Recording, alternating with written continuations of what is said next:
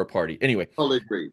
and that was bared out period with the election. So you actually had the media. We reached a breaking point also too with this whole charade with the whole thing on the thing. And Chris, you know my quibbles with the Democrat Party, and I just couldn't give them the benefit of the doubt. But putting that aside, you had this option where you literally had, whether you like it or not, in Trump, in the first Trump term, he did things that completely changed, like Obama did, the face of many different American ways of life.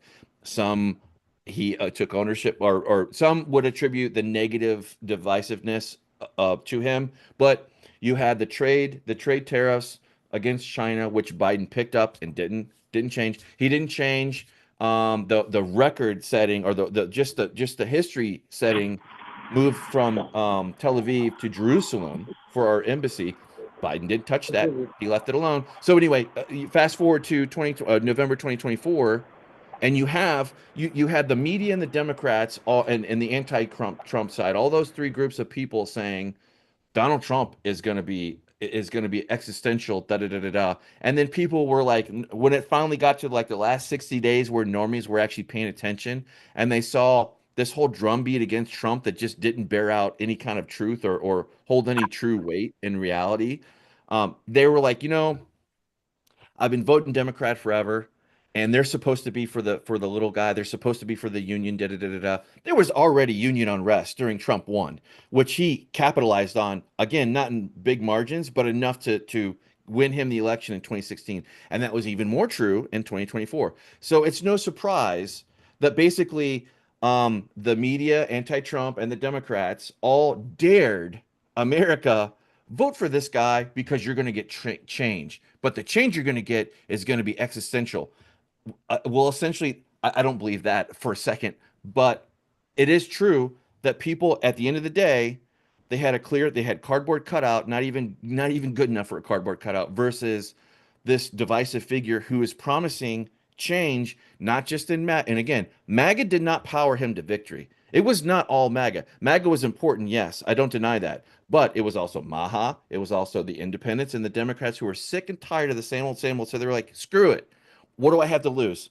I'll vote for Trump. And that's why they voted for change. That's why they voted for him. And I'm pretty sure you know that. And yet, going back to George Floyd to kind of sew it up, I hear what everybody's saying about race, and it's horrible that things happen with George Floyd. But at the end of the day, whether George Floyd was a piece of shit or a saint, whatever your take on it, no one deserves to die like that. Now, you can argue how he died, drugs in his system or whatever. That's another thing. But at the end of the day, he's a human being, and nobody. The visceral reaction to that was, how could something like this happen to a human being?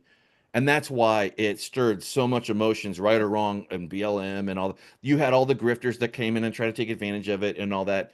I think the BLM, I think the spirit of BLM is there's nothing wrong with it. The spirit of like, hey, this is happening, and pardon my language, this is fucked up, and it keeps happening over and over again. We got to do something. I think everybody agrees with the spirit, but the actual leaders that kind of came out and were the face of BLM and the political arm of it, and it fell apart, were paper mache. And I'll kind of do that, but that's just the kind of, hopefully we can all recognize that as a human being, if I were pulled over by the cops, whether I was drunk or high or whatever, now I understand that that's, personal accountability and stuff, but I wouldn't want to die. Hopefully I wouldn't be resisting or whatever, but you got to also remember he was in the squad car handcuffed already, I believe. And they pulled him out, and then that whole thing escalated. So it was just buffoonery upon buffoonery upon buffoonery. It was a I hate to say the cliche thing, but it's a perfect storm of errors that ended up in a man dying. And that's why people reacted why they did, I think, would be my understanding, to try to So inject some in understanding. some strange ways, we have a lot of agreement, and then we have a couple of points of non-agreement. See, I've actually said that I blame Obama in part for why Hillary lost, um, because Obama got a lot of white votes because white folk didn't view him as just a black guy. They viewed him as a change guy. That's what he talked about, and he was an outsider, kind of to the elites, even though he went to Harvard and And, Columbia. He wasn't And to viewed add as to that point, the Democrat machine up to that point hated Obama. They exactly actively tried to kill him and his right. chances for So even he running. talked a Yeah. lot of change, but here's my problem with Obama. And I was in D.C. running a big operation. I know a lot of friends who were friends with Obama. I got invited to be in the room with Obama many times. I never wanted to do it. It didn't interest me. I thought he was kind of wimpy. And here's my thing. Obama got up there and wanted to look presidential all the time. So whereas Trump will break some glass to make a point, Obama always wants to look regal. Well, you can't look regal and sound regal. Sometimes, okay, I'll give an example of why I didn't like Obama. When Mitch McConnell said, "My goal is to make sure he's a one-term president," if I had been Obama, I would have flown Air Force One down to Kentucky, landed it in a cornfield, put on my overalls, gone to the local bar where the white boys go after they get out of the coal mine, and said, "Look, I got some legislation to help your punk ass.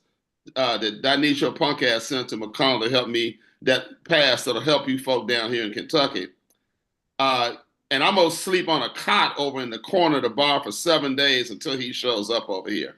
He needed to do something to make folk deal with him on stuff that would help the people. My second point about Obama is, yeah, he did the ACA, but he did not spend time going out into rural and mainly white rural communities to say, hey, let's talk about how to get your jobs back. If he had done that, Trump wouldn't have been able to fill that void. So he was stupid, right? And so I got a lot of issues. And so once Obama didn't really act like the guy that folk thought he was going to be, they said, well, wait a minute, Hillary's another Ivy Leaguer. She talks all proper and does everything the right way.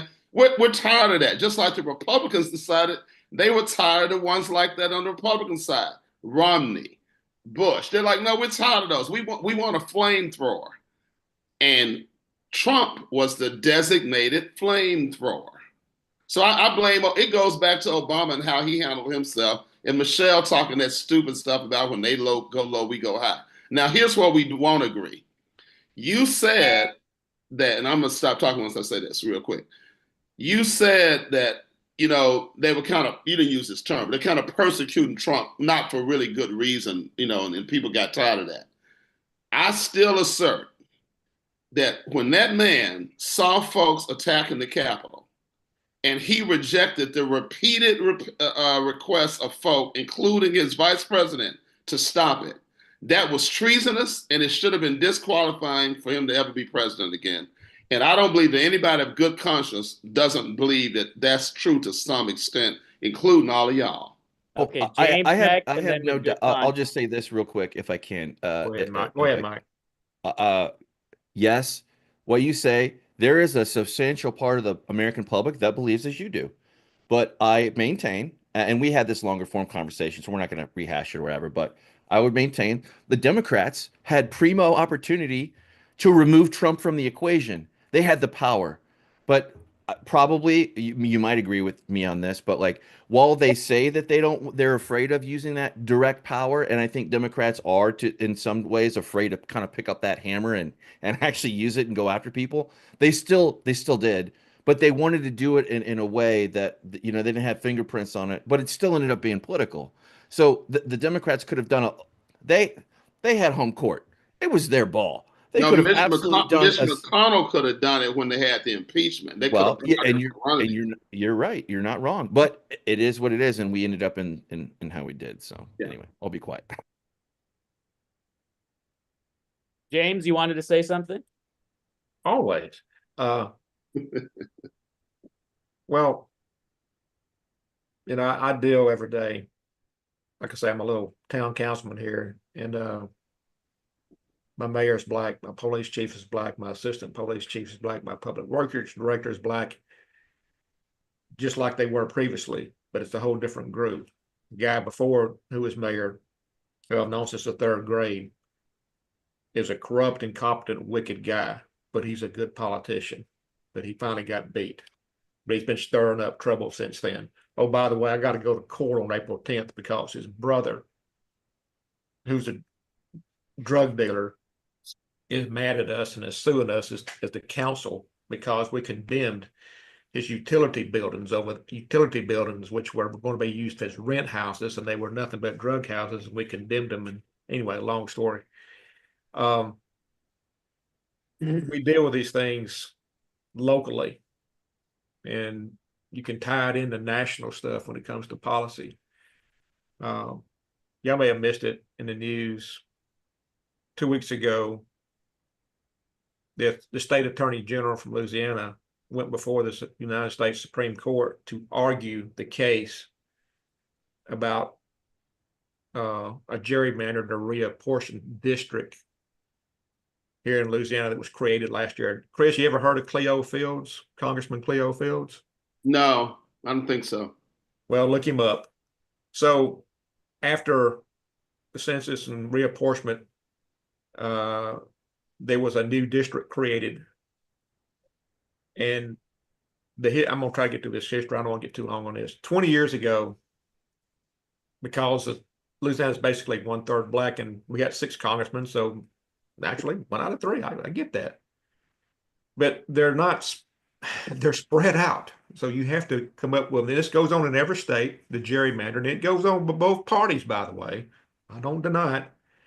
The district they had came from Baton Rouge, snaked up the Mississippi River, came across the top of the state. I mean, it was ridiculous. It was called the Zorro district. It was like this all across the state. It's stupid. And he served there for quite a few years before the census, and that went before the court, and they said, you can't do that. Supreme Court, so they threw it out.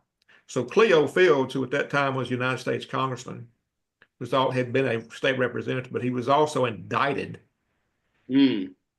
as part of the Edwin Edwards payola stuff that was going on.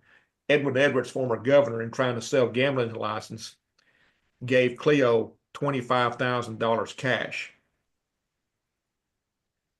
And Cleo said, could you put that in a bag for me? That's how he became known as Bagman.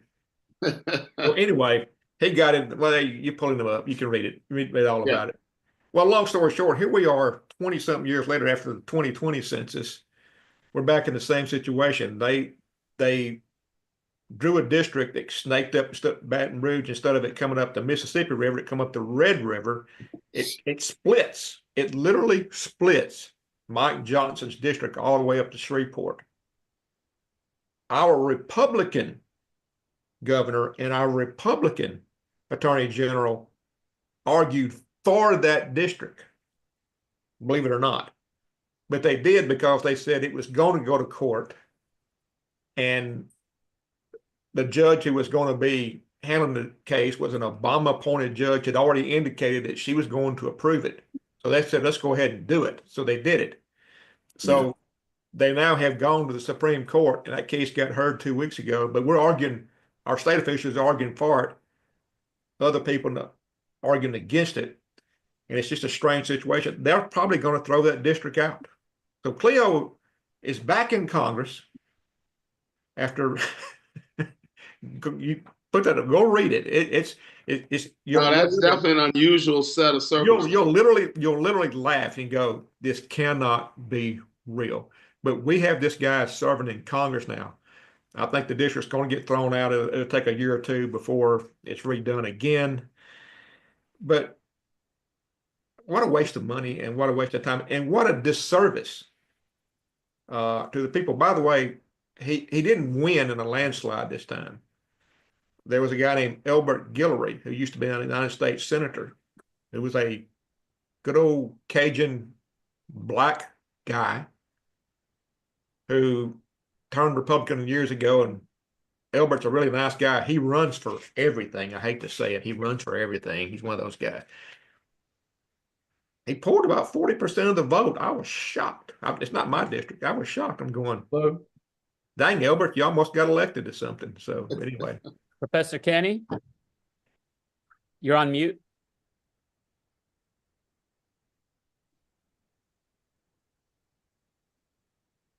Sorry about that, guys. This is a quick ask of all of you. Can I ask everyone, like as a group, can I poll you guys on a few questions? Absolutely. Okay. Sure. Doge, We for it or we for against it? Mike. Mike is anti-Doge. No Doge. Raul is pro-Doge. Alan, pro-Doge. James, pro-Doge. Vincent, I don't understand the question. What do are you do mean? you like Do- Doge? Do you like the idea of finding waste, fraud, and abuse in this country and trying to get that's started? you just asked a different question. That's right. Okay, so but that's what Doge is supposed to represent. Idea The versus idea. All right. implementation. Let me rephrase it. I'm Let me gonna rephrase ask. it. I'm gonna. The idea Now, of Doge. Do we like I'm the gonna. idea I've of Doge? said this before on Red light, green two-way. light. I'm gonna. This is my total wheelhouse. Is the United States budget on my own webinar, which you guys should start coming to. All right, I've been wait, doing. but Vince, let's before we go down the Okay, rabbit hole, can we so- just get the quick yes or no? Yeah, let Kenny, Professor. Doge is not doing an audit. Doge is not done an audit. I've discussed this with the two former controller generals who I had on my webinar. Is it a great idea to look for fraud and abuse? That's what I'm Yes. asking. I agree with looking The for idea fraud of and it. abuse. Yes. Yeah, the idea. Yeah. Yeah, Okay. of course. That's what I'm asking. I yeah. apologize for Apple, not. buy for not being American clearer. Pie, Apple Pie, Chevrolet, Mom. Yeah, but All right, so we got 6 against 1. What about the border? Are we good with what Trump's doing with the border? Yes or no? Mike is a yes. Yeah. Raul is a yes. Alan is a yes. Yeah. I'm a yes. James is a yes. Raleigh. He's yes. I'll answer for him. Okay. yeah, Vincent. I'm a simple yes on that one. Okay, That's no and brainer. Chris on the border. We Oh yeah, I said yeah. Okay, so that's unanimous. Okay, woke, down with woke. Who is up with woke? Who's down with woke? Mike. Woke.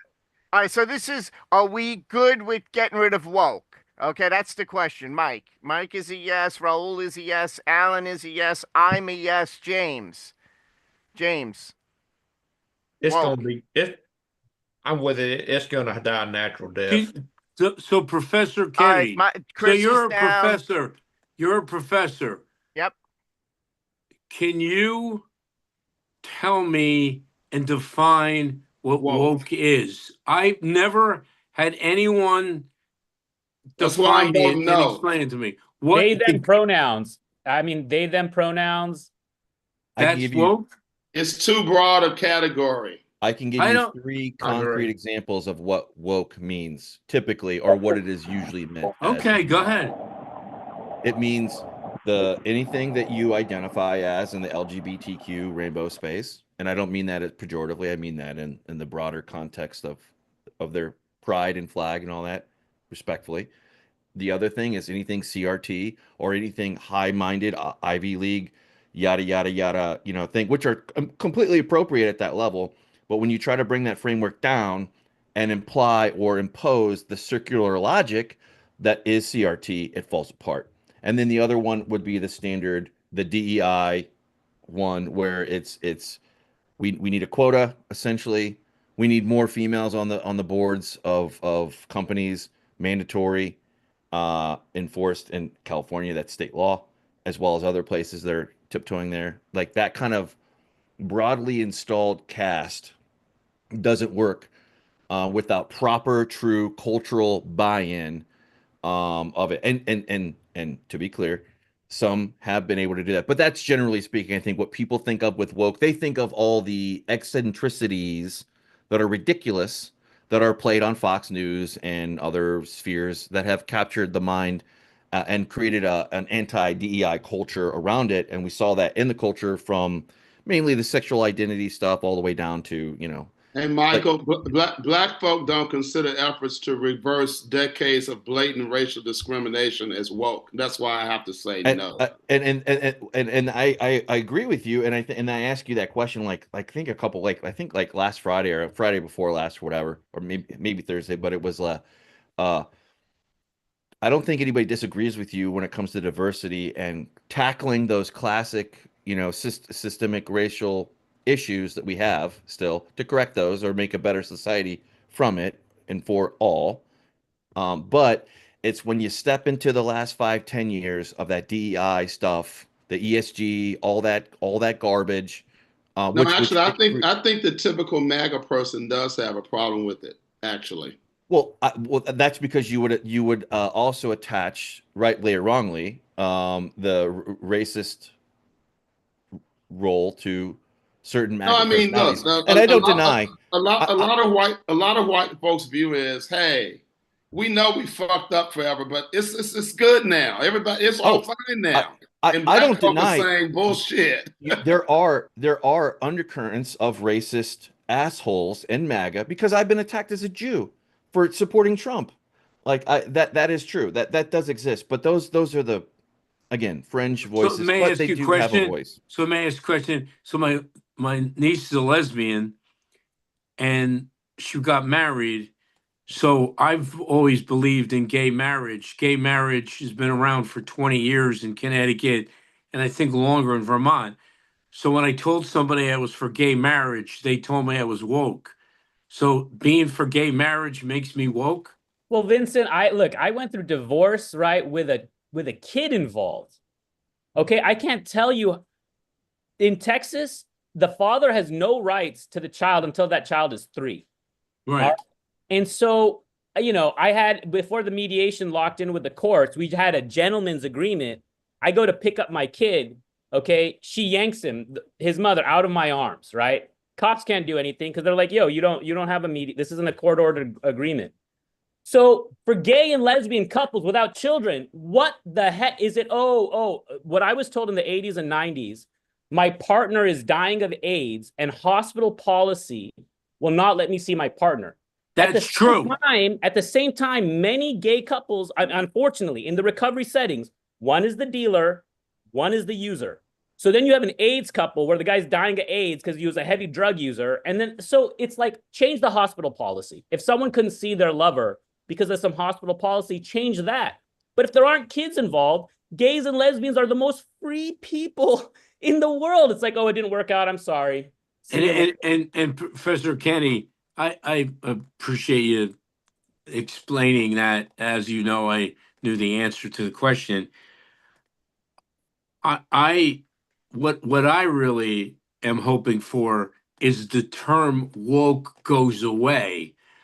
I don't think the underlining concepts of woke should go away. I just think the term should go away because I think the term became a code word for a lot of people. And the Republican Party, as I was a member of, and I campaigned for Reagan and George Herbert Walker Bush, Republican Party was really great at coming up with code words to divide voters. And I think I always wondered, where did the word woke come from? Well, I'll tell you, woke came from the 30s, the Scottsboro Boys, right? It's all about racial injustice and prejudice and unfair social practices, right? So that's why I'm okay with the right. the foundation. I just never liked the word. In terms of that word and its original meaning, I would like to think we could all agree on that, on the idea of that, right? That, we have to be aware of racial injustice and prejudice and social injustice but then everybody said, well, then the Republicans co-opted it. No, it first got co-opted by the BLM and all of that. That's where it first got co-opted. And that's why the Republicans and the people on the right then re-co-opted it because they didn't like how it was being used. It wasn't being used just for racial injustice and stuff like that, okay? It was cancel culture. If I don't agree with you, you're not woke, I'm done with you, you're canceled. And people resent that. So I didn't want to get down the rabbit hole with woke. I do want to. But I was trying to tie in woke and DEI, with and then I was going to ask about Ukraine, in terms of do we support Could I an end to the war in Ukraine, but to what extent? Like, how could does that, you know? could I caboose? Could I caboose Yeah, and yeah, yeah, yeah, cul-de-sac yeah. the thing with Chris? We literally truth to power. Chris does know what he's talking about as far as diversity goes in DEI. So the thing is, when you are a principled person that actually has logical frameworks that work on things in the real world, and I take Chris has you've told me about many times about your role in diversity in corporate America, et cetera. I don't deny that. I have no doubt that what you do is real work, but it's backed by factual, historical things. Every other jackass that tried to use the label DEI under the umbrella of BLM or whatever, all these mini circular logic systems that break apart in the real world have no actual foundation that they can anchor to be actually successful. And we know this partially because there was rotten leadership for BLM and other DEI things. All the figureheads of DEI, Ibram X. Kendi, all these guys, where are they And now? Michael, They're Michael, flat on their ass Michael, on the street my, because they didn't Michael, have backing of my reality. best friends are the highest ranking blacks in corporate America for the last 25 years. And do you know what we think of people like Ibram, whatever, what's not? Don't fucking matter, ain't never run shit, bullshit. Like the media says, oh, those are our spokespeople. If you haven't run something in corporate America and you're black, we're like, get out of the room. You got nothing to say about what's going on with DEI. Well, that's the reality versus like the surface level horseshit, the people. That's what I mean. And I say Right. by that. So we agree. I'm just making a point anyway. I never once heard, let's put it this way. For 6 years, I chaired the membership committee for the organization that has the highest ranking blacks in the Fortune 500. If I didn't want you in, your ass didn't get in. I never once heard CRT mentioned at one of our meetings, ever. James. But the media won't. The media's going to talk about Ibram Kendi. Yeah. Could I just, before James comes in, I got one last Yeah. thing I want to Go bring up ahead. to everybody. You know, lately they've been putting this spotlight on Congress and how they're making millions and millions of dollars through the stock market, through trades. And, you know, and they're the ones who are voting on these, you know, these bills and these things that help fill their pockets. And then, of course, Nancy Pelosi goes, I never bought a stock in my life. Meanwhile, her husband, you know, they got $140 million. So, where do we stand on that in terms of, here's my thought process. Let's say they made a blanket rule, you know, because Congress isn't going to pass it, right? Because they're not going to take money out of their own pockets. But let's say by some miracle, this house, the Supreme Court or something says, no, nobody's allowed to profit from being a servant of the people, let's say, right? You know, but, you know, in an ambiguous way. Do we think we can still get good leaders to come into the politicals into Congress, let's say? And I'll use AOC of all people as an example, right? I'll use AOC as an example, and I can't stand her. I think she's a dumbass.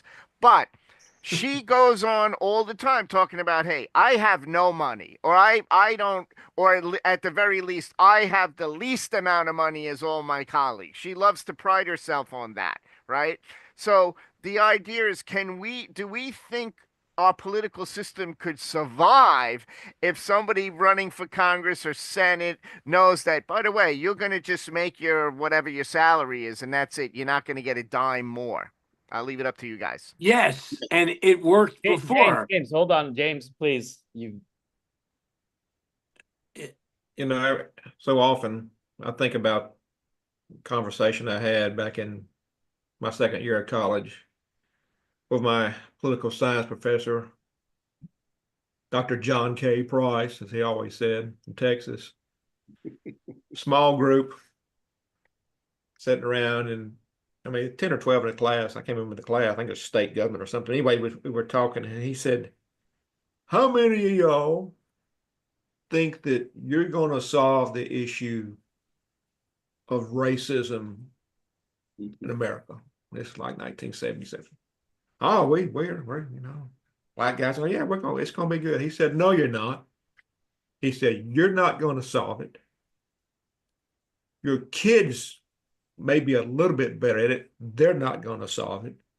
Your grandkids are going to be a little bit better at it, but they're not going to solve it either. He said it will take 5 generations to get where we want to be. It'll never go away, but it really won't be that big of an issue.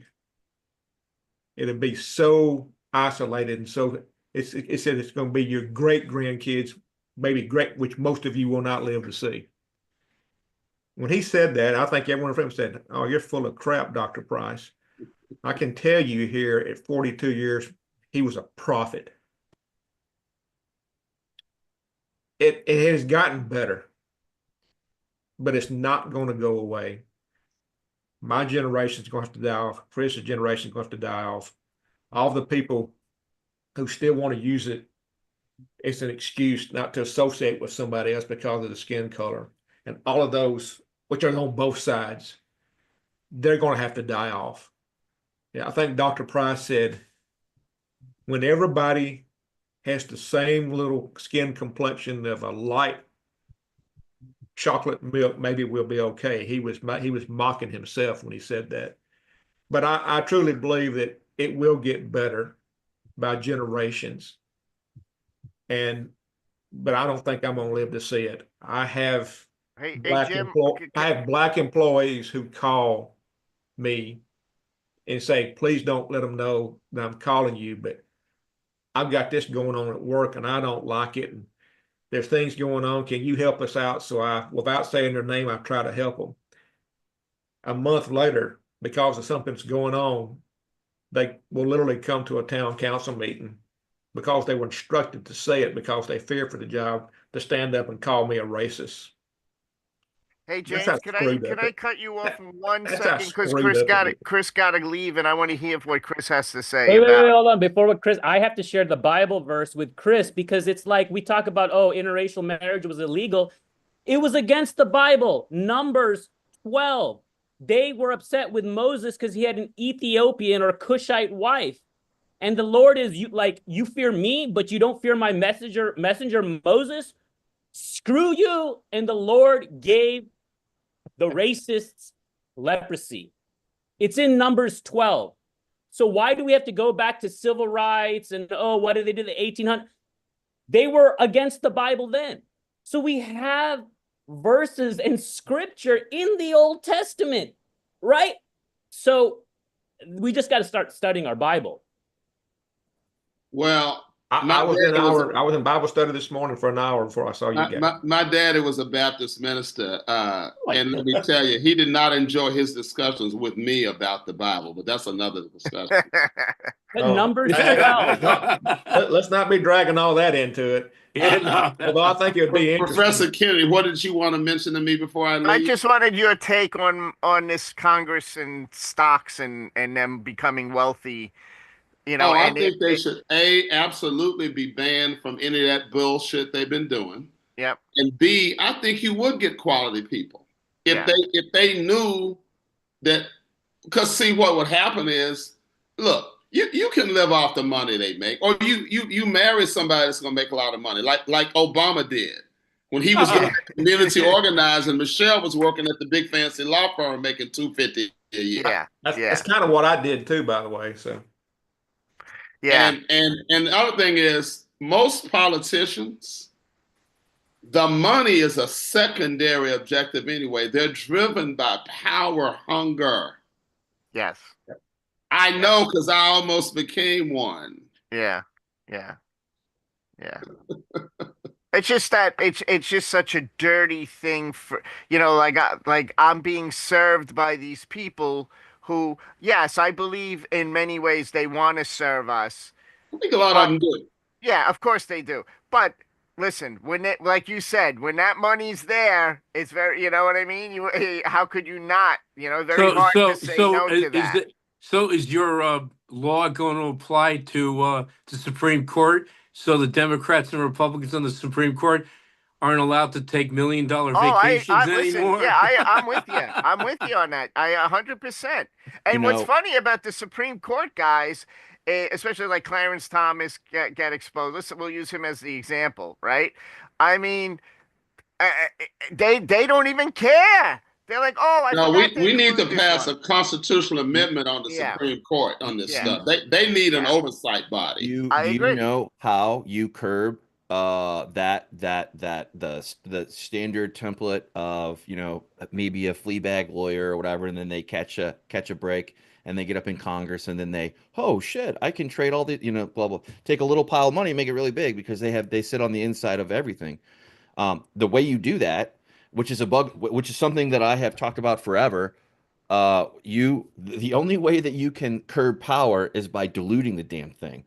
We and this is gonna, a lot of people don't like this, but the fact is, you need, Congress doesn't need to be 435 members. The way that we have, based on our 300 and plus 30 million population, is horseshit. We do not have proper representation by the people, and this is controversial, but you would have to enlarge Congress by a sizable amount, to the point to where your average mom and pop local businessman who, or woman or family who isn't making, they might be making millions of dollars, but it is not the same thing as a small business. Millions is not the same thing as being a millionaire. It's just not. Unless you can make it to where those people go, throw back to our values of American, how we came up and how this country is produced. You have to have a system to where the average person can get in and doesn't have to have million. Now that doesn't mean that millions of dollars won't be spilled over in it. That you're never going to get rid of that. But the only way to do that is diluting that power. And the House is a perfect opportunity. Can't do it for Senate for obvious reasons, but I would like to see that happen, because the whole thing of being represented by a certain number that is deadlocked in the Constitution is not being. I mean, they've had amendments and things over the years, but you got to kick open the doors of power and dilute the hell out of that, out of the You structure, and have that to, you might help. have to. So I've been involved forever, and the most and remember, I was a registered Republican. The most what happened is Citizens United, you have these super PACs.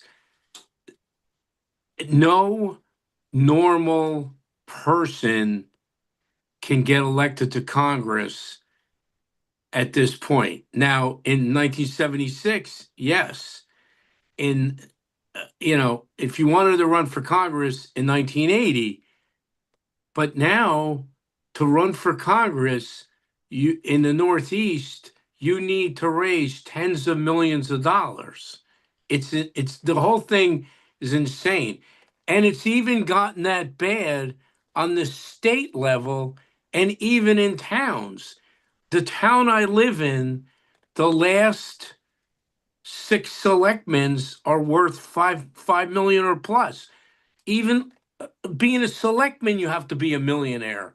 No one, it's the governor of my state, who was a Bernie Sanders socialist, who ran 3 times, lives in Greenwich and is worth $700 million.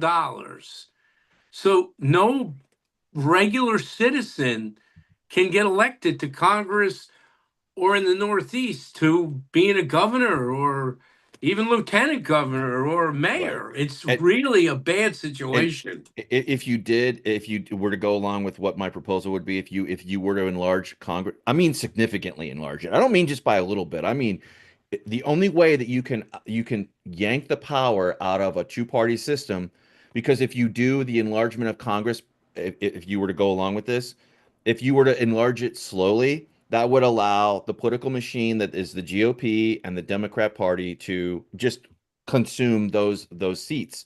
But the way you do it, you have to massively do it, big shot all at once, to where even as powerful as both parties are, and they collaborate occasionally on things to keep other third parties out. They both do it. They both do it. But if you did it with such an enlargement of Congress, you would outstrip their ability to organize around those, and then you might have half of a chance for a Green Party or Libertarian, whatever, American Party, whatever it is, to get going on a but I mean it would also have, like you mentioned, it would also have to take place at the state level in a certain way too. Otherwise, the Democrat Party and the GOP would just they would just assimilate. Think That's what think word I about was the looking insanity of what I'm going to just say. In that race in Wisconsin, a race for a judge, which we would have in the last 50 years, you never heard about something like that. It was a national story. A race for a judge. Both parties spent 100 million. Think of the insanity of that. And if they're saying they spent 100 million, it might have been 200 million because we have no idea about this money from these super PACs. None. It's unbelievable. I You want to. know, I mean, 100 million. Do you know that those four really big congressional races, Senate races, the Ohio, Montana, the ones that flipped the Senate back to the Republican Party, No, we those couldn't help but know 'em. races, those four races, there was $3 billion spent. $3 billion on four races. But And this just- is, I want to take a moment to go back to what James said, because I don't think we took stock of it. And James, on behalf of, right, the people of color, I want to apologize, like to be called racist like that. And someone is being pushed to do that. The Jussie Smollett, I mean, growing up, it was like, oh, you're either a white Indian or black Indian. Like you're either into hip hop or rock, right? You kind of had two choices. And I fell into I'm a hip hopper. You guys know my social justice, Marxist, atheist bent.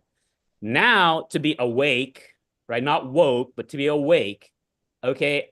My heart goes out to white people everywhere, every day being lambasted with a term like racist. And then in a city council meeting, no less. So, Oh, and Rahul, the deal is that it's really got, in a way, it's got a lot less to do with race and it has a lot more to do with the culture and the way things are done, which that they operate like organized crime. They truly do.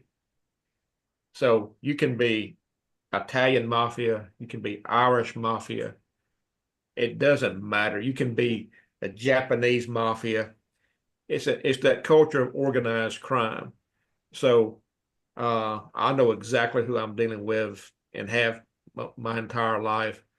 I mentioned that about what happened in college with that political science professor, because like I say, when they said it, I don't think there was a student in the room who said, oh, no. I mean, of course, at that age, you're pretty naive.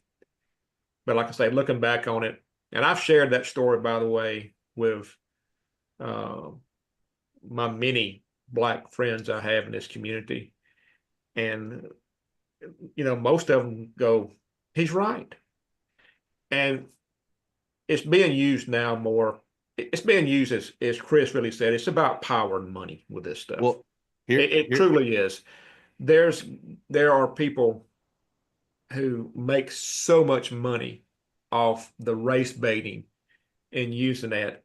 And that's part of the generation before me, my generation, and even some after it. They're going to continue.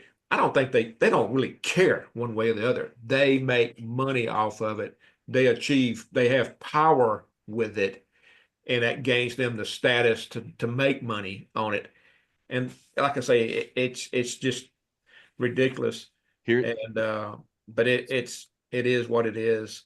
I'm speaking just trying to get my streets fixed at this point. So speaking of power, a curious question that I've kind of kicked around the back of my head is, and nobody has to answer this. This could be rhetorical, whatever, if it's not of interest. But I really was thinking like in American society and using our way of life, et cetera, what we expect, all that. Does power in our system come from the individual, or does it come from a role? where does power flow more from? I don't have an answer. I just think that's an interesting question that kind of cuts to the heart of a lot of this race and rich and all that stuff because it is about power. It is about power and how you can gain it, hold Well, it, and use it. I think so much of it is class. As Vincent, who lives in beautiful Fairfield, Connecticut, can tell you. I just couldn't stop laughing this morning when you talked about all that. They had to sell all their Teslas. That's one of the great lines there, Vincent. Which, by the way, are horrible cars in the snow. So it's their third or fourth car. It's not their Yeah. primary vehicle. I They just, have two SUVs. yeah, Michael, I think it's some of both. It is your quote role, but there's so much power in the individual if they choose to use it in a good way. I think they can choose to use it in a bad way. Those people always end up falling. You know, I go to Bible study with a bunch of guys. Some of them are younger, some of them are older. With us on Thursday morning, just a men's group. And man, it's always refreshing because we always kind of remind her, we're all sinners, we're all fallen. We need to repent. We need to do better. It's a never-ending journey with us. True. And so I've, I'm fixing to leave here in a little bit. I'm going to go to I don't do this. We don't have much of this in our little town. We've got a book signing going on at 12 o'clock at our little local museum. Get some selfies. Yeah. But the guy who's going to be, it's a guy named Robert Mann. You can look him up. He's the chairman of the LSU journalism department. He's written a book called Jimmy Davis and the Story of You Are My Sunshine. Do y'all know the song You Are My Sunshine? Oh, yeah. It's the second most sung song in the world after Happy Birthday. Okay. Jimmy Davis is from here where I live. He's from Jackson Parish. And he wrote that song. You can go look up the history. He was also two-time governor. He was a two-term governor. So Robert Mann has written this book among many books about Louisiana politics. He's written stuff about Ronald Reagan too and things like that. Robert Mann's also a hard Trump hating leftist. Okay, he really is. To be a smart man, to be a classy man, he's absolutely nutcase on that stuff. Now, I'm not going to go there and bring all that up because I'm going to upset all the women who are going to be there to kiss his butt. But I'm going there to listen to. I'm a history major. I'm going to go there and listen to that. Talk to him about the governorships. But it's interesting what you touched upon, which I've tried to explain. But hold on 1 second, Vince. Just let James finish his. No, I'm finished. Go ahead, Vincent. So, as a person that got to have the opportunity to know the Bushes, so, George W. Bush, as you know, they're Christians, and, so George W. Bush and his father, and then his father was Prescott Bush. They're Christians, and they've believed that you should enter public service to help people. And one of the reasons why the Bushes had so many problems with Trump is that the Bushes felt that you shouldn't be braggadocious about your wealth. And they always felt that Trump was not a Christian, not a Republican, and just an exaggerating a person who was bragging about his wealth, and it was classless and not couth. And this came up a lot. That's really, and you touched upon a lot of the Christians I know, and I've got in, with my uncle, the Colonel, who's buried in Arlington, you were told by your family to dedicate yourself to public service. And that's why so many of them had such ideological problems with Trump. And Vincent, I understand that. that concept, and I've actually always respected that and understood that with the Bushes, that patriarchal egalitarian concept of public service. It's a good thing. I actually share that. I think that's why they do. You're exactly right. That's why they do hate Trump. Trump's just a loudmouth real estate New Yorker hotshot. But what he did that the Bushes didn't do, and the Romneys didn't do, and then the McCains didn't do, is that it's real simple. They may have been good and strong on policy, and maybe not as strong as I want them to be. But here's what they wouldn't do. They would not fight. They would not fight. They were too patriotic.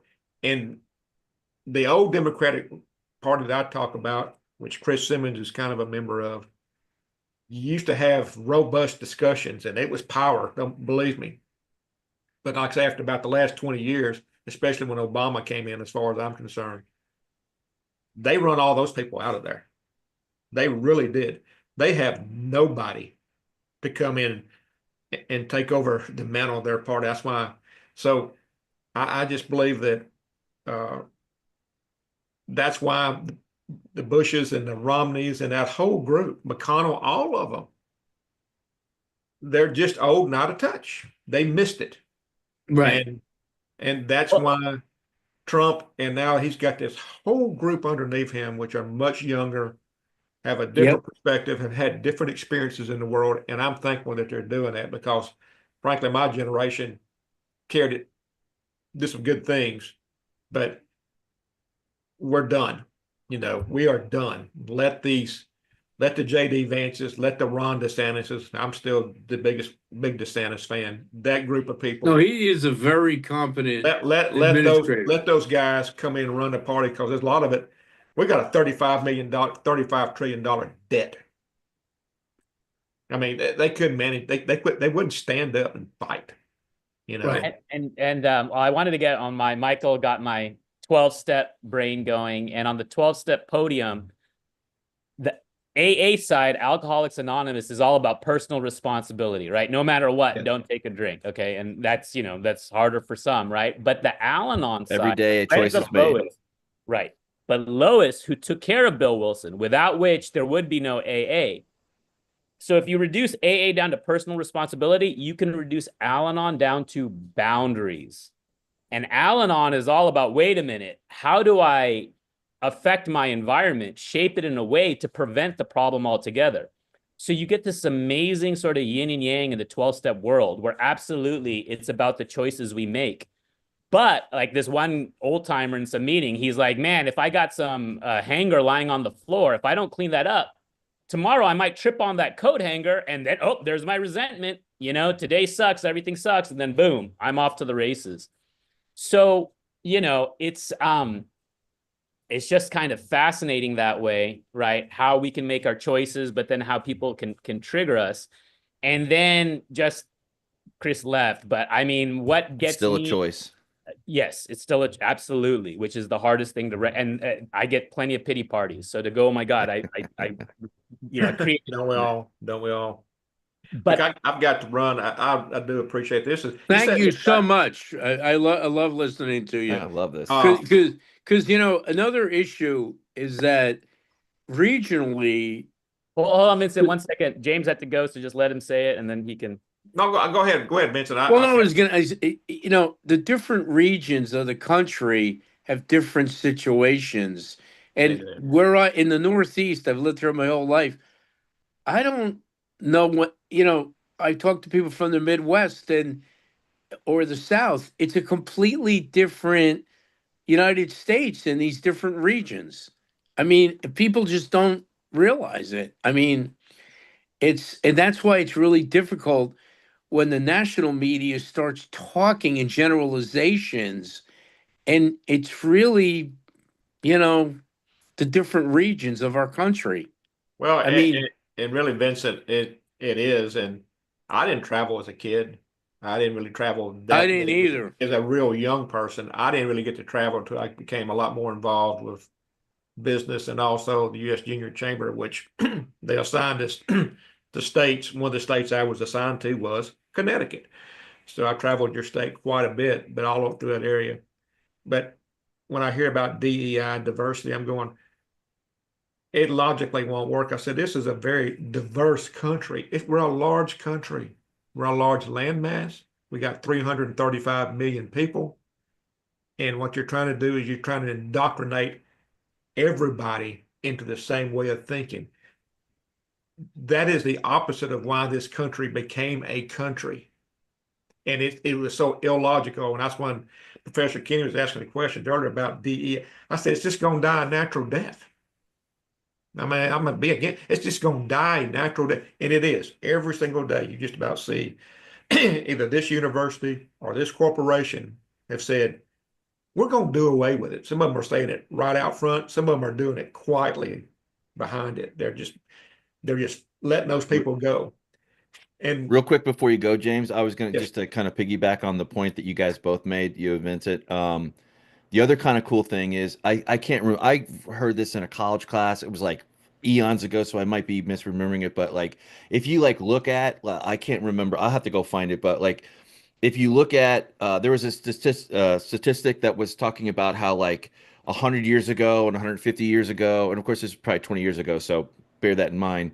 The amount of people who were born in the same area that they grew up in and then died in that area was like XYZ percentage versus like as through our industrial age and the modern age, et cetera, up to this point, it allowed more people to not just live and die in their local area. It allowed them to do this. America has a wonderful natural current or weather system like the ocean, you know, like we have this conveyor belt that goes around eventually, and it's from here to there, it's whatever, but it's always changing and mixing from decade to decade and whatever.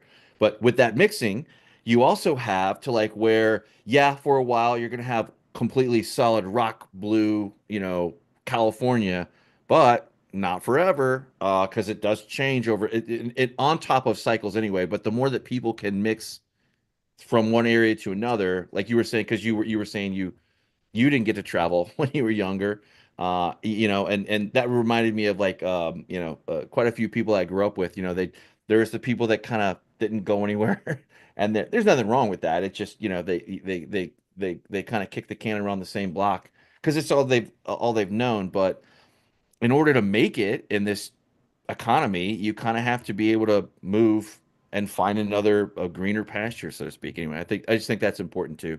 That I helps. I first think time I it- went I- to Arizona, Phoenix. So beautiful. Everybody I was talking to was from somewhere else. And I said, are any of you people from Arizona? They said, no one's from Arizona except Barry Goldwater. And, you know, I mean, there's very few, and Arizona's a young state, you know, and there were very few- 1912. yeah, It there were was the very few, 48th state. yeah, there are very few fourth and fifth generation Arizonans there. Right. I mean, so, Actually, we what got- happened with me the first time I went down there, somebody, you know, oh, you're Italian. What are you, the mob? Blah, blah, blah. And I said, no, man, whatever, don't worry about it. And they said, it's not like you're in the mob or you're a Jew. I'm like, no, I'm not a Jew and I'm not in the mob. are you, So Vincent, then are you I not in the mob? said, I know a lot about history. You became a state in 1912. And they said, wow, you're the real deal. I said, yeah, you're number 48. I said, actually, Barry Goldwater was born before it was a state, and there were Democrats that thought he couldn't be president because it wasn't a state when he was born. And they're like, wow, you know your history. 'Cause You're of the not some Guido from Jersey. You know, State I had a, and I natural know I gotta born, go. yeah. I had a trip when I was doing all this traveling. One night I was in the downtown Boston JC's. Oh my God, what a bunch of snobs, you know. And they're listening, you hear my accent, you know, and they had to sit there and listen to me talk. Good guys. Within the next 2 weeks, I was in Orange, Texas, which is about like where I'm from, a bunch of redneck old boys that they were having a meeting out at a park, which basically was just a keg party. And then I was in the Woodlands, Texas, which is high-end corporate Texas. And then I was in Phoenix at the Phoenix JC chapter, which was a large chapter. There's 200 guys in the room, guys and a few girls. And it was broken off into different groups.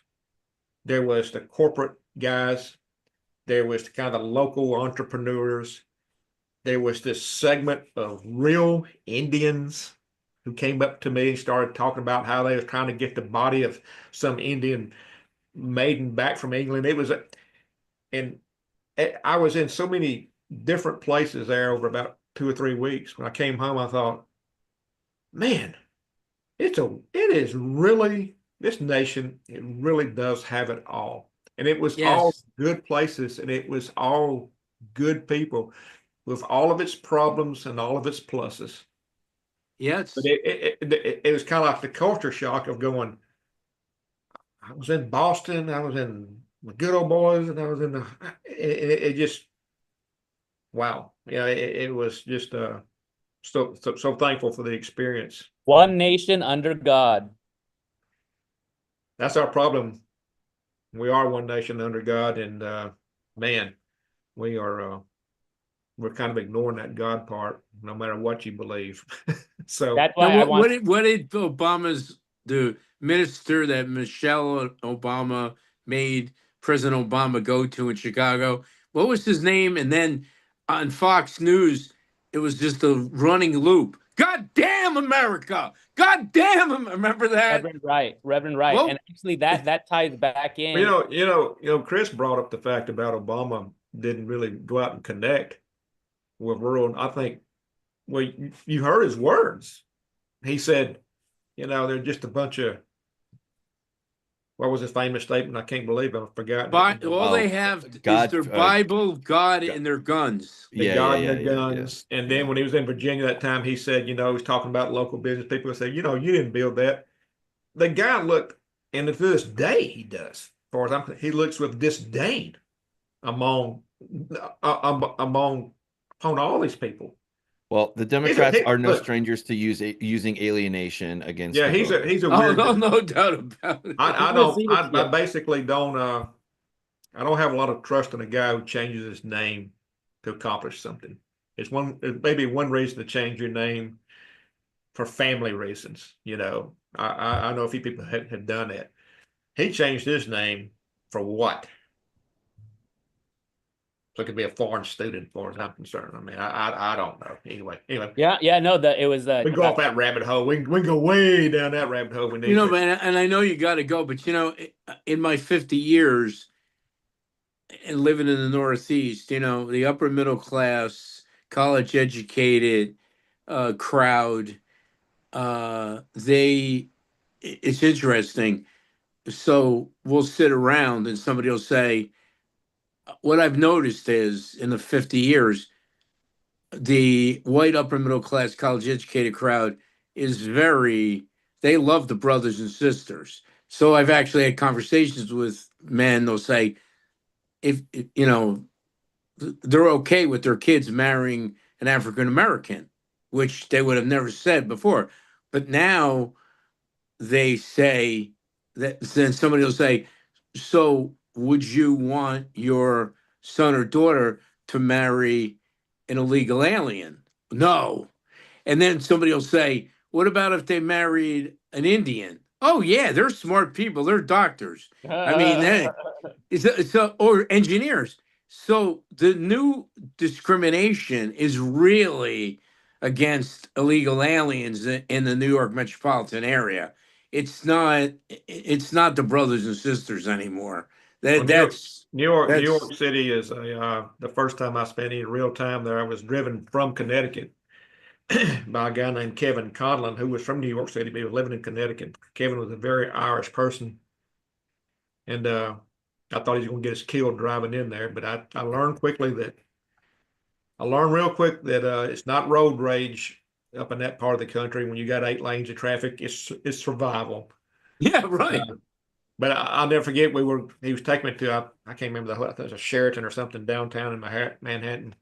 and he couldn't quite, he didn't know exactly the street. He rolls down the window and he says, "Hey, buddy, I'm looking for it. Is the Sheridan on 57th or the 56th?" They looked at, "He's right down there." Like this, they kind of start screaming at each other.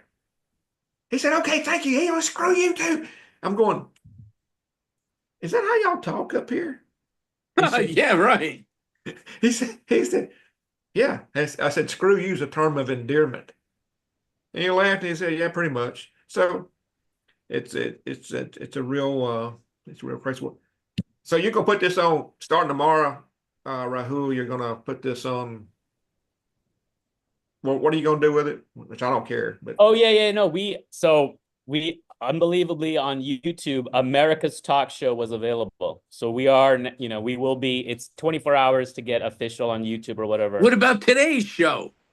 No, I know. You think I gotta save my good Well, stuff then. I appreciate you kind of monitor this and bring some organization to it because we all want to talk too much, and that's good. So and I'm as guilty as any. So tomorrow, what's it called on America's Talk Show? Is that a channel? America's Talk Show. Yeah, we're still gonna use this Zoom link for now. And then you should have the Discord server link, or so eventually. The idea is Discord is free and allows video chatting free. Yes. It may not be as robust, but if we can eliminate that overhead, that'll be good for the long term. But this link should work for at least, I think Raleigh has it till like late April. Okay. Yeah. So we this is in other words, we're using Zoom here, and then it streams to YouTube as well, just like Mark does, right? It's the Zoom base, and then he's streaming out to YouTube. And on YouTube, we got America's Talk Show, just like that. If you search America's Talk Show, it should come up. All right. Yeah. Y'all have a good day. Take Thank care, you. James. Good to see you. And so Professor Kenny, I being was involved in so many political campaigns, I think the biggest misconception is, people say MAGA. And what they don't understand is in every political campaign, whether it's for a House seat, Senate, or president, they sit down and it's a coalition of different demographics, and all the demographics are charted out. And that's why when somebody will say, "Oh, MAGA voter," that doesn't mean anything. So a 29-year-old who was recruited by Charlie Kirk, who's a single white guy, is radically different than they're really not MAGA. They're somebody that voted for Trump for president. But then the media and the Democrats get into this label identification, and it's just incorrect. And it just creates more and more stereotypes and misunderstanding of who voted for Trump or who voted for a House candidate or a Senate candidate. It's been. Do you realize that in 1980, if you turn on the news for the 1980 election, there was no blue states or red states? That didn't start extensively till 1988. So there was no discussion of that's a red state, that's a blue state. And it wasn't put on the screen like that either. And they didn't used to say swing states. That's all. Well, That's really been detrimental to voting. there was a shift back going way back to like the 20th century. You had people were born and raised in the common family. They had a lot of brothers and sisters or whatever. That was not uncommon, and that continued on. And 30s, 40s, 50s, 60s. What were you taught up until probably the 50s or so? I don't know. I didn't live through it, so I just know through the lens of history. But that you were told, respect your elders. The authority figures are right. And it wasn't until the 50s you had subculture like with the beatniks and some other ones that were pushing the boundaries. And then you had drug use intertwined with that, and then it merged into, shifted over, and then the hippies came and Right. and you had that natural catalyst of everybody kind of coalesced around, hey man, I don't want to be drafted in your war. Screw you. I want to do my own thing, essentially. And anyway, that kept going, but up until probably my generation, I was born in the 80s, was like, it was automatic that you respected what a cop said to you, what a teacher said to you, what some random old guy on the street, essentially. Now, I'm not saying that we bent over backwards to be to whatever, but there used to be a lot more respect and deference like that. But as time went on, those broke down into, different, and of course, there's regional flavors of this, but for the most part, that was how that arc of history went to the 80s, and then the 80s were kind of the quintessential last dying off of like the 60s and 70s family unit, I would argue. We tried to have a few revivals for the dying throes of the fundamentalist, so to speak. In the 90s, they were moderately successful. The probably last dying gasp was probably, what was it like, when Bush reelection, and it was a master play by Karl Rove to put the gay marriage thing on the ballot in enough of those states that were already in play. It was a masterful way to do that. Now that worked that time, and it kind of fell off a cliff later on. But that was all kind of that whole move generationally from one to another. I think that kind of helps highlight now. Oh, now we give a shit. Now it is red or blue, or and Americans are naturally red-blooded. We like to be we don't like to be told what to do. No American likes to be told. I mean, we'll go with the rules. I think most of us will go with the rules, but if somebody gets in our face and says you can't do XYZ, well, the kind of the whole American, being an American is like, we'll see about that. Maybe you're right, but I don't think so. And if I don't think so, I'm gonna prove to you and everybody, we have that natural kind of kickback, I guess, or rebellion, rebellious nature, maybe. I don't know. That's going way beyond the pale. Totally agree with you. Your analysis of that convergence, and the only one other convergence, the other change we need to talk about in what you just said was the women's movement. So the women's movement was really part of the civil rights movement. Right. And then I was born in the 50s. I went to college in 1975. So I was the first group of people to have women in classes, in accounting classes, and MIS. They didn't call it computer science, data processing. And then when they graduated, they were given jobs and they made the same amount as I did. And now they're working, and they decided, to have a career, whereas the generation before them and their grandmothers believed you get married and be a mother. So that concept of having a career was brought to us by the feminist movement. And I'm going to have a career, and I'm going to have a career, and then I'm finally going to meet a guy that's a professional, and then I'm going to have a baby when I'm 35 or 40 years old. Well, that really was a very, very large generational change as from the generation before. And it's not really recognized that much. And now, you pick up the Atlantic or Vanity Fair, and they're saying that there are women. And then, of course, in 1992, Murphy Brown, a lot of things come from the arts. Dan Quayle, I remember. Yeah, I remember. No, but she had a baby, right, out of wedlock. A lot of things come from TV and movies. She was late stage career mother. Right, so she had the baby. Exercise her rights to do. Right. Yeah. Well, right. So that was a big deal. I remember so now there's articles in Vanity Fair and the Atlantic saying that women that are single have no intention of getting married. They're happy being single, whereas the girls that I worked with in these corporations that were 30 years old were like, I want to get married. I want to have a baby. I have a career. I can't find a man to marry.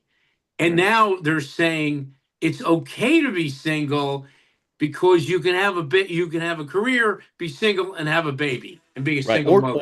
Or not even have a baby at all. And to play into that too, you also have, and this is what gets, I think people get misconstrued when we talk about culture wars and like some other things that are adjacent to this.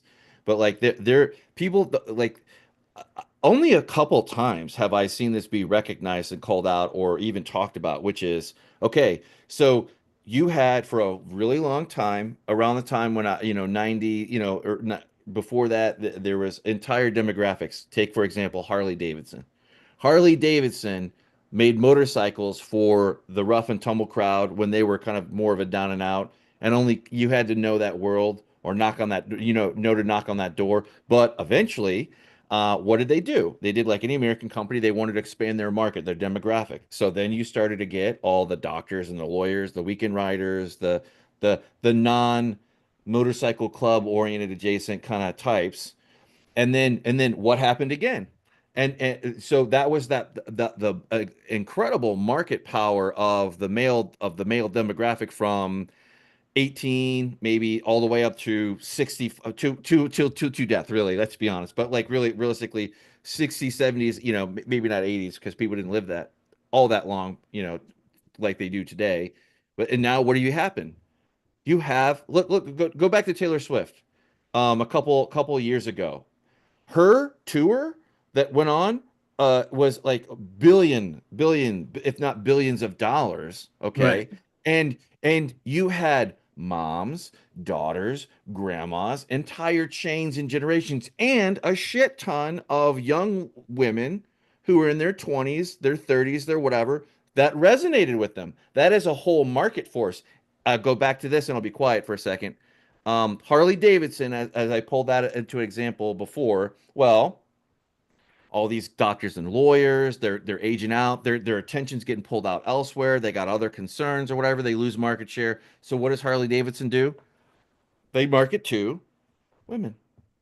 And as a secondary effect, it's not just Harley Davidson. So now you had that, and then you also had that also true with firearms. Do you know what the largest growing demographic of new gun owners is? Women.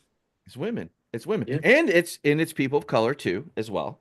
People of color too. We're this isn't something that's talked about, but like for like last 10, 15 years, I could argue firearm ownership has exploded and it is in a golden age, literally a new golden age for firearm ownership. And we know this because the gun rights movement has been enlarged to where it's not just your old granddad go out to the range and you take one shot, pink, pink. And if you dare pull that trigger in rapid succession, you'll have some old FUD come up behind you and be like, hey, don't do that. You know what I'm saying? This has disappeared from the scene for the most part nowadays, but like, and the OOs, that kind of gun owner was there. The NRA is also reminiscent and representative of that old male demographic, that had that thing. The gun control, that's the reason why gun control hasn't taken root in this generation is because people don't want it. They, No, they right, don't want it. right. And And it has nothing to do totally with the agree color with of you. your skin And this or your gets back, political this whatever. also gets Right. back Sorry. to the regional nature of these public policies. I have friends. So if you look at the Northeast, all the prominent suburbs from Jersey all the way up to Massachusetts, all the upper middle class and one percenters, I know hundreds of people who have never fired a firearm. Whereas if I go to see my relatives in the South, the Democrats have guns. So I know people that have never, they think they can't understand how anyone has a gun license.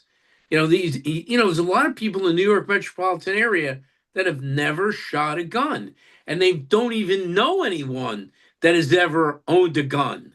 It's really, and you try to explain to them if you move to North Carolina to Asheville or Raleigh Durham, and Nobody thinks about it.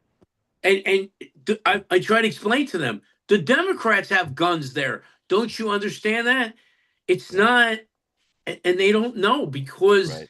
they're so in their silo of situations. Right. It's, you know, Well, and to pull this back to the changing of generations and genders and you know, roles and whatnot. The thing is that, like, now you have a lot of movies. Well, it's a lot of factors that go in. Like, well, you have a lot of kickback from, and I won't get into it, but it's a whole other subculture. Raul, he's familiar with it. Raleigh's familiar with it. On YouTube, there's like different video gamer spaces. There's nerd spaces. There's Star Wars. There's Marvel. There's all these things. And Disney, some of these companies incorrectly calculated through the lens of DEI. This is why I have a little bit more to say on that. That has concrete results for things in the market.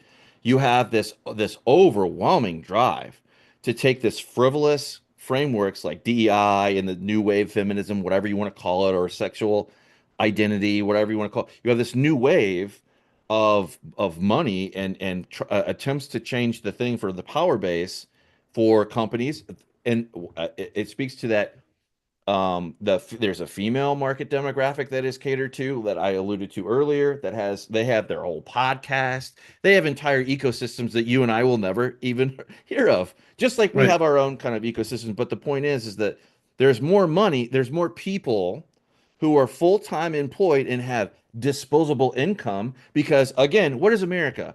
We're not an industrial manufacturing service powerhouse. economy. We have been a service economy for a very Forever. long time. So it kind of goes back into, you have younger females that have not only do they earn more than their contemporary males and the similar roles, they're more career focused than the young men for a lot of different. That's a whole other kind of conversation I'm not going to get into, but there's a whole fall off of like men being engaged in the economy, and because both and screw both parties for screwing with the economic factors and the standard way that we measure unemployment and other things like that to play Mickey Mouse games. But that's a whole other thing. But anyway, it just goes in to show that there is a whole market demographic. I and know, think, and yeah, you know, yeah. I mean, I'm a researcher, and I read all the research, and things have blown. I'm 68, so I grew up in the 70s and 80s. I was single, and I can't, you know, I read that 66% of male 30-year-olds haven't had an intimate sexual experience in years. Whereas when I was 30, Right. you know, like in the 70s, when I was in teen- school, like And teen pregnancies I made a joke about this is yesterday. down too. Yeah. So a girl would walk up to me in the library and say, "Oh yeah, you're Vincent Caprio. Oh, you're one of the smartest people in class. Can I look at your notes?" And I'm like, "Yeah, I can tutor you. Do you want to come back to my room?"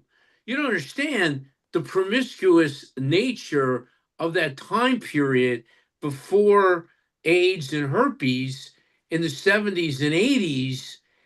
And now, I mean, and I talk to my friends that are my age, and they talk to their kids. It's amazing that 66% of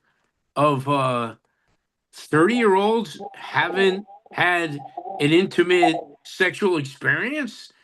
I mean, Well, I think this all okay. So I mean, interestingly, you mentioned Murphy Brown. It's, you know, on the other night or whatever. And what was the psyop that we didn't realize was a psyop? They were having this discussion about what story to run, and oh, we're gonna the midnight basketball, because if they take away midnight basketball, the kids will commit crimes. oh yeah, I remember that. So Midnight- who the hell is playing basketball at midnight? There's BGM, Black Generation Z Mindset. Okay, he's on YouTube. I don't know if he's been live lately, but he was hardcore Trump, I think out of Georgia, black dude, and he was just exposing the ludicrous concept that we get shoved down our throats. And then Murphy Brown wasn't pushing, you know, a strong woman, because a strong woman wants a strong man, because anyone with compassion for a child goes, well, I'm an individual. I can bring whatever gender experience to this child, but they need the opposite gender role too, ideally. Well, And for Murphy- well, we've lost track of what the ideal or the golden state. I'm not saying that gay people can adopt. That's not, I would never say that, but Right. society needs to recognize that you need a man and a woman to make a baby, and they need to kind of stick around for a couple decades together. And the other thing too, that with the dating thing or with the younger generations and sex, Vincent, you're right. You're right. What do you have? You have record-setting levels of youth of my kids, their age, a little bit older than them, not having sex. You have the lowest history, like I think it's historic lows for teen pregnancies out of wedlock. It's all the other things that my parents and Raul's parents were like, you bet, mind your P's and Q's. Like you don't want to be, like you don't want to be that single mother who also has a baby, and you got to go to high school or whatever. That's practically, I wouldn't say it's disappeared, but it's at historic record lows to like where, and what do you see all at root of this too, which I think doesn't help or plays a significant factor is this goddamn social media. Okay, this is one of the negative aspects of this. During COVID, what happened with young females? It used to be and it still is, and it still always will be, probably for a very long time. The you talk about suicide rates. Where do you have the highest suicide rates at typically? Men, men. It's men. What do you find now? With you have these young women, young girls, young teenage girls, very vulnerable. They're being victimized, and they are being exposed to more lonely depression. I don't. I'm not a psychologist, but my point is that you have year over year for like the last 5, alarmingly, it's been more. There's been more mental health issues and suicides by unnaturally high, consistent with how things usually go with young girls Yes, and women yes, in yes. society. I don't have an answer to that. I'm just calling out the Did problem you that's see? related So to all Mark of had a this. two-way with a woman that wrote a book, and she's been in the New York Times. She wrote a book, and so she was from a privileged background. She was at a girls' boarding school. She grew up in Darien, which the annual income is 500,000, and there's no houses that are less than 2 million. She I'll give Raleigh a second. He's been trying to get in from the phone. Yeah, my voice muffled. Just speak so loudly. so You're fine. so that this woman was on two-way.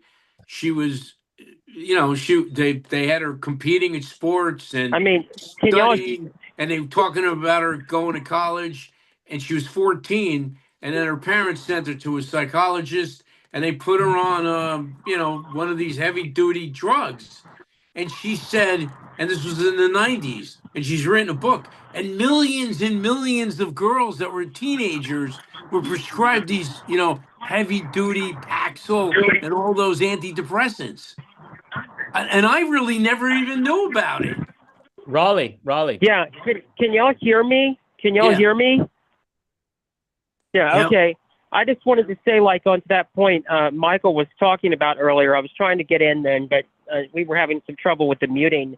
But like he was talking about how in like the gaming industry and how in the entertainment industry, they're all changing their, the formulas of these franchises and these popular things to gear to target a different audience than the one they had.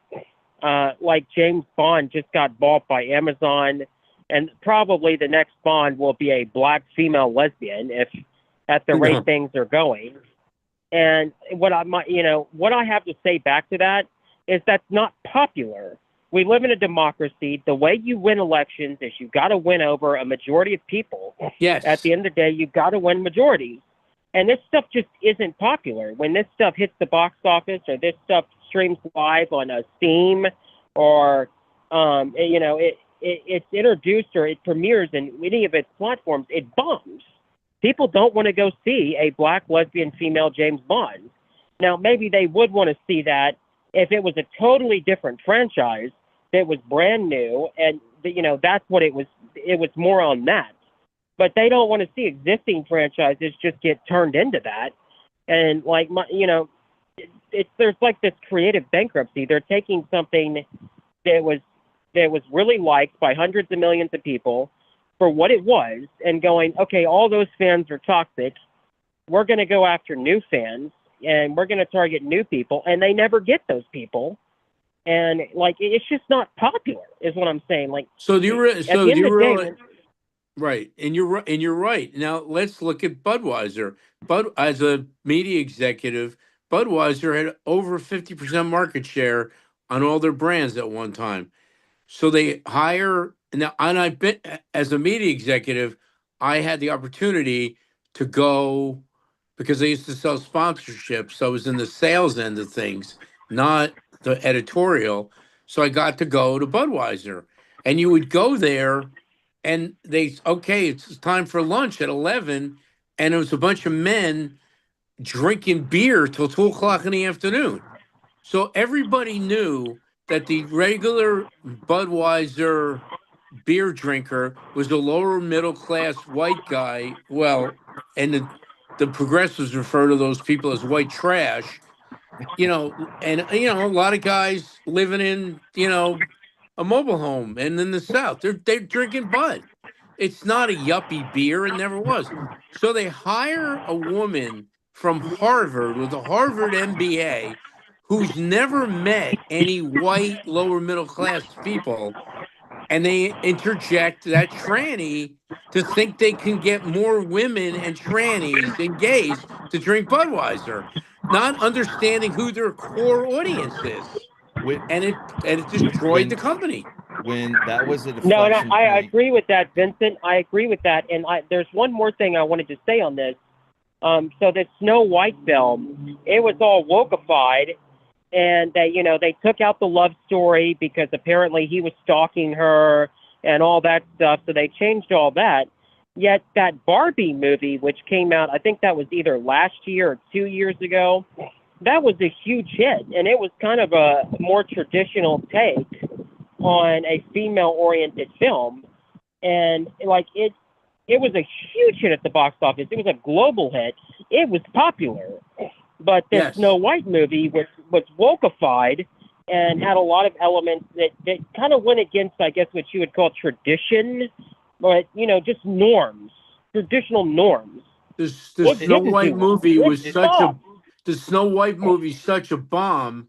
It's destroying the stock, and they're saying that the president's going to have to resign because he signed off on the goddamn horrible film. It They're going to it lose $100 million on the film. The film cannot cost 200 have- million. yeah. And Yeah. and my point in making all this is I don't give a shit if Disney loses money. Fuck them. They destroyed all my favorite franchises. My point in saying all this is that when it comes to the ballot box, these things are just not as popular as the far left and the elite left believe them to be. They're Right. just not that popular. Right. No, you're right. Well, and the sad part is I do I've done for the last 4 years, I've done a small time nerd podcast show. We never get political. We just talk about media, comic books, movies, mainly movies, and horror and this and that. The beautiful part about seeing all, like, probably hundreds of movies at this point that we've talked about and reviewed, whatever, and there's stinkers all the way out to like the best ever, right? There are so many stories and allegories and a lot of these things that have to do with very modern things that were out in the 80s or the 60s or 70s, that had to do with LGBTQ, anything, whatever. Now, the thing that is so frustrating is nobody, and they want to make it like it's white supremacy or this boogeyman that just isn't out there. No, I'm not saying that there aren't racists out there that just hate everything. Sure, there always are, but they're not in any large numbers to like really drive anything. It's that you can have a black lesbian, disabled, whatever, but you got to have a story. You have to have a story. You cannot have exposition or something that beats you over the head with a thing. And the other thing too is how it wouldn't occur to anybody in Disney for Snow White. You cannot rip apart a fairy tale where it's essentially around courtship or marriage or male female dynamic, whatever. You cannot rip that apart and then denigrate. You can't do that with that story. That's why your story makes no sense. There's no anchor points to any of this. It is what it is. But we can have these wonderful stories that are crazy diverse that are about two gay guys that are shacking up or whatever. That there's a film out there with what's his face? It's by A24. It's called Queer. It's got I think Daniel Craig in it. I think the old James Bond guy. Anyway, anyway, my point is, whether it's good or bad, you can tell diverse stories and have and attract an audience, and you don't have to force feed or like try to ram down this thing. The other thing that they get in trouble with, they pick fights with the fans all the time. They Right. do it all the time. And then meanwhile, Disney will pick they'll let their stars pick fights with us, and they'll dare us to not watch it and show up, which we don't. And then you have Disney so friggin' hypocritical, where if you recall The Force Awakens, the first big Star Wars movie that everybody was excited about, The Force Awakens, you had John Bodega. Do you know what Disney did when they premiered that film in China? Do you know what they did? Right. That I heard about that. They on purpose removed him from all the movie marketing materials, because guess what? The Chinese market doesn't really like movies that have black people in them, because they don't. That's a true thing. You can look it up. But Yeah, Luke from China, our China's outpost, he confirmed it. yeah. But anyway, How it's many just one of many movies things. have you watched? Oh, I don't know. We were probably over. I think we're 250, maybe more. I gotta No, log in my no, you channel. personally, have you watched 10,000 movies in your Oh, life? have I watched 10,000? No. But talking about the publicly hundreds and the hundreds over like 4 Well, years. so I have a friend who went to St. Albans, the private school. He was a Washington elite son of, and he went to St. Albans, and Sheldon Whitehouse went to St. Albans.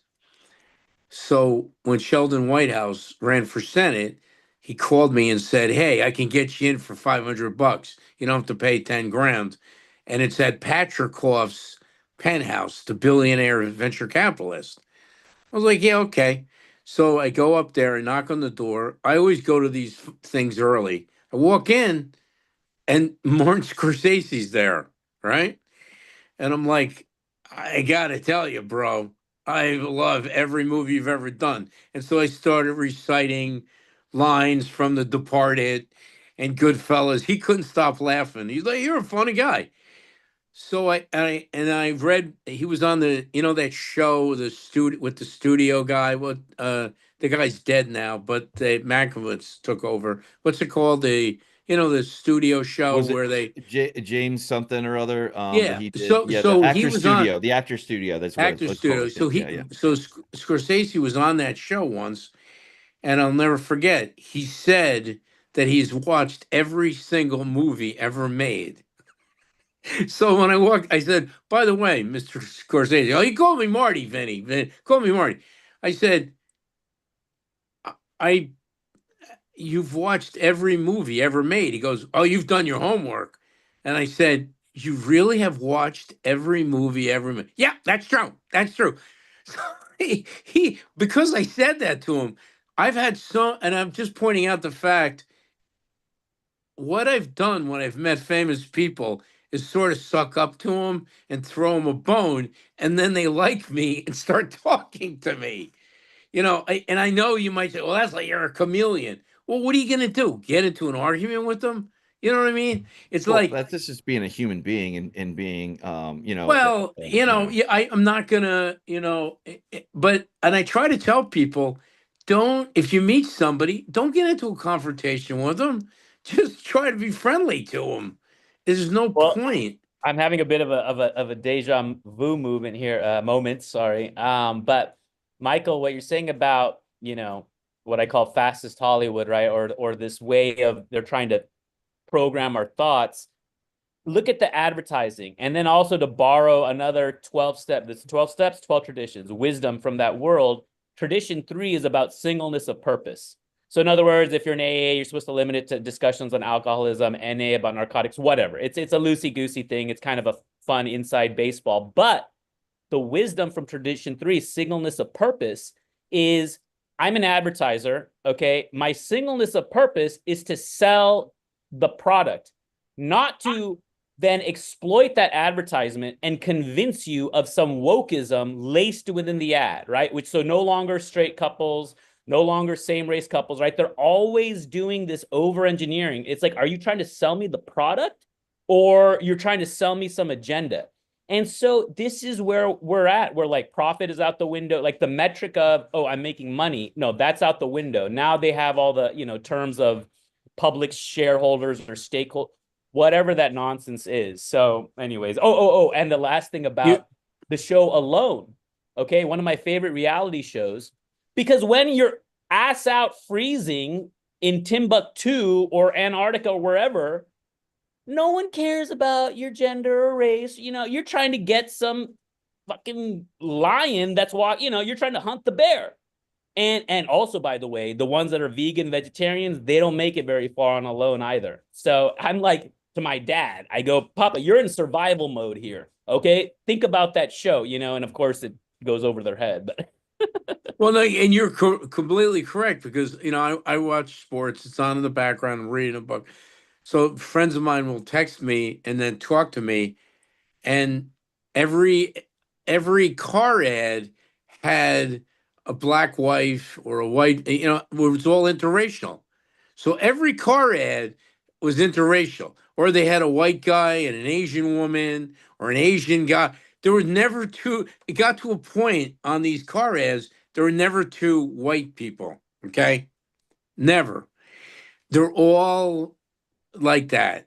So, and I said to my friends, if that's true, I can go down to Westport. I can drive around this county. My daughter graduated from high school, 250 people in her class. There wasn't one racial, there's not one there's not one interracial family in my town. There's not one black white couple in my town. My daughter graduated with one black kid, and it's the same in Westport and New Canaan and Fairfield. And so these ads, I don't know I don't know where these communities are where everybody's interracial. I don't know. It's so insane. They get these ideas in their head. So my back on feeling is they get focus groups, but beforehand it's like they're virtue signaling the focus group, which is the same way Right. you poll people, they're not going to say I'm voting for Trump, right? It's that whole, oh, my neighbor is doing it. So it's like the focus groups, like they're giving you well, this is the response we want. So then during the focus group, they're anyways. They're No, also and they're also I'll move and I love that Professor Kenny, you started to talk about woke.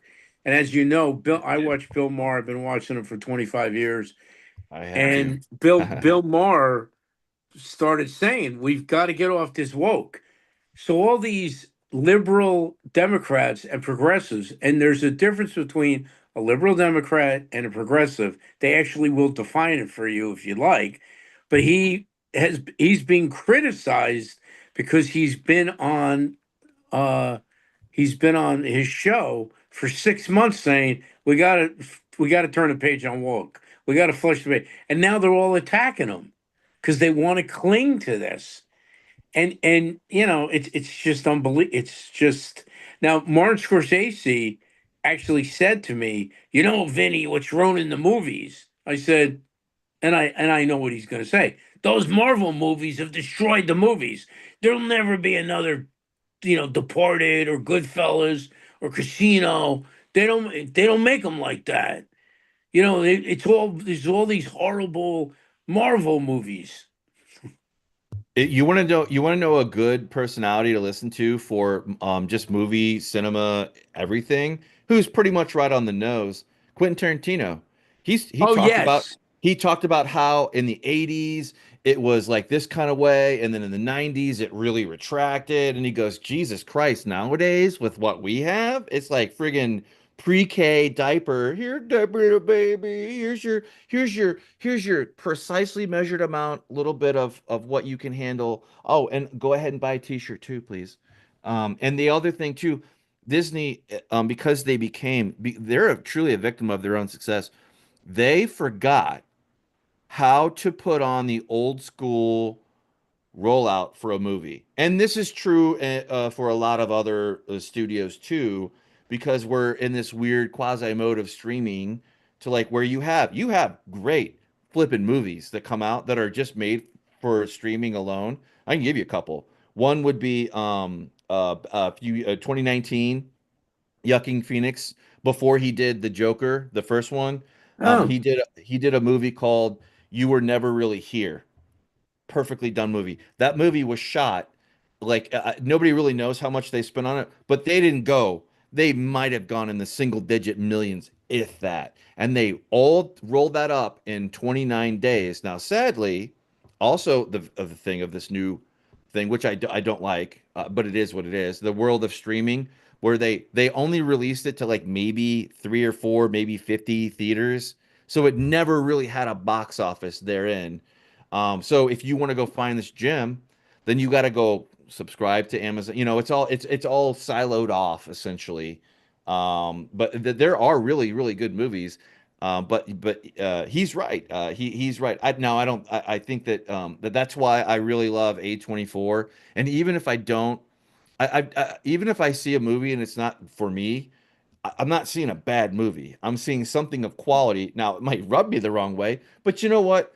When a movie when a movie comes halfway and invites you in, guess what happens? Well, even if you hate that movie, uh, um, it pulls you in. It becomes your movie. That I think that's Quentin Tarantino's point, and he's right. He's and right. it's what's really sad. So somebody like myself, say it's 1974, I'm a senior in high school.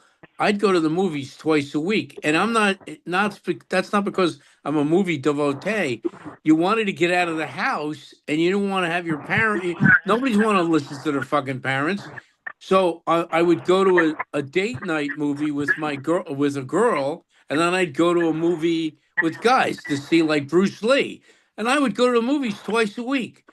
And do you realize? And so then when my daughter was growing up, she's 27, I would take her to the movies. And in Fairfield, there were two 16 movie theaters in Fairfield. Do you know they're both? So then 2020 came. Both movie theaters have been knocked down, and they've built apartment buildings on top of the movie theaters. And all the movie theaters when I was growing up in Jersey, they've all been knocked down, and there's no movie, and they've built apartment buildings on top of them. Yeah. I just wanted to contribute to what Mike was saying about A24. I mean, one area that I'm optimistic about is like with YouTube now and all this other stuff, and like the fact that you can make movies for less of a budget if you don't go through Hollywood's like traditional vendors and stuff. Is the independent, like the independent productions. I just think that's going to blow up. They're going to have better stories.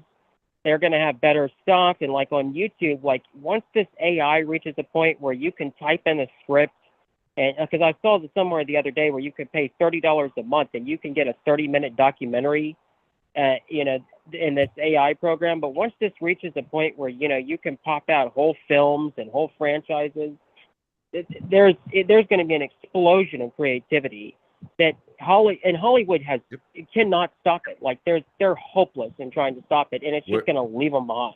What we're doing now is proof of that 100%. And you're right. Right now, the next Scorsese or the next Quentin Tarantino that came up on YouTube and using an iPhone and all these advanced cameras that come down from a prosumer level down to like garden variety street level pedestrian, essentially. Like they're already alive. It's just a matter of time before everything hits and strikes the right way for us to benefit from that too. But Michael, I got to run that by our producers. Wait, we don't have any fucking producers. Sorry.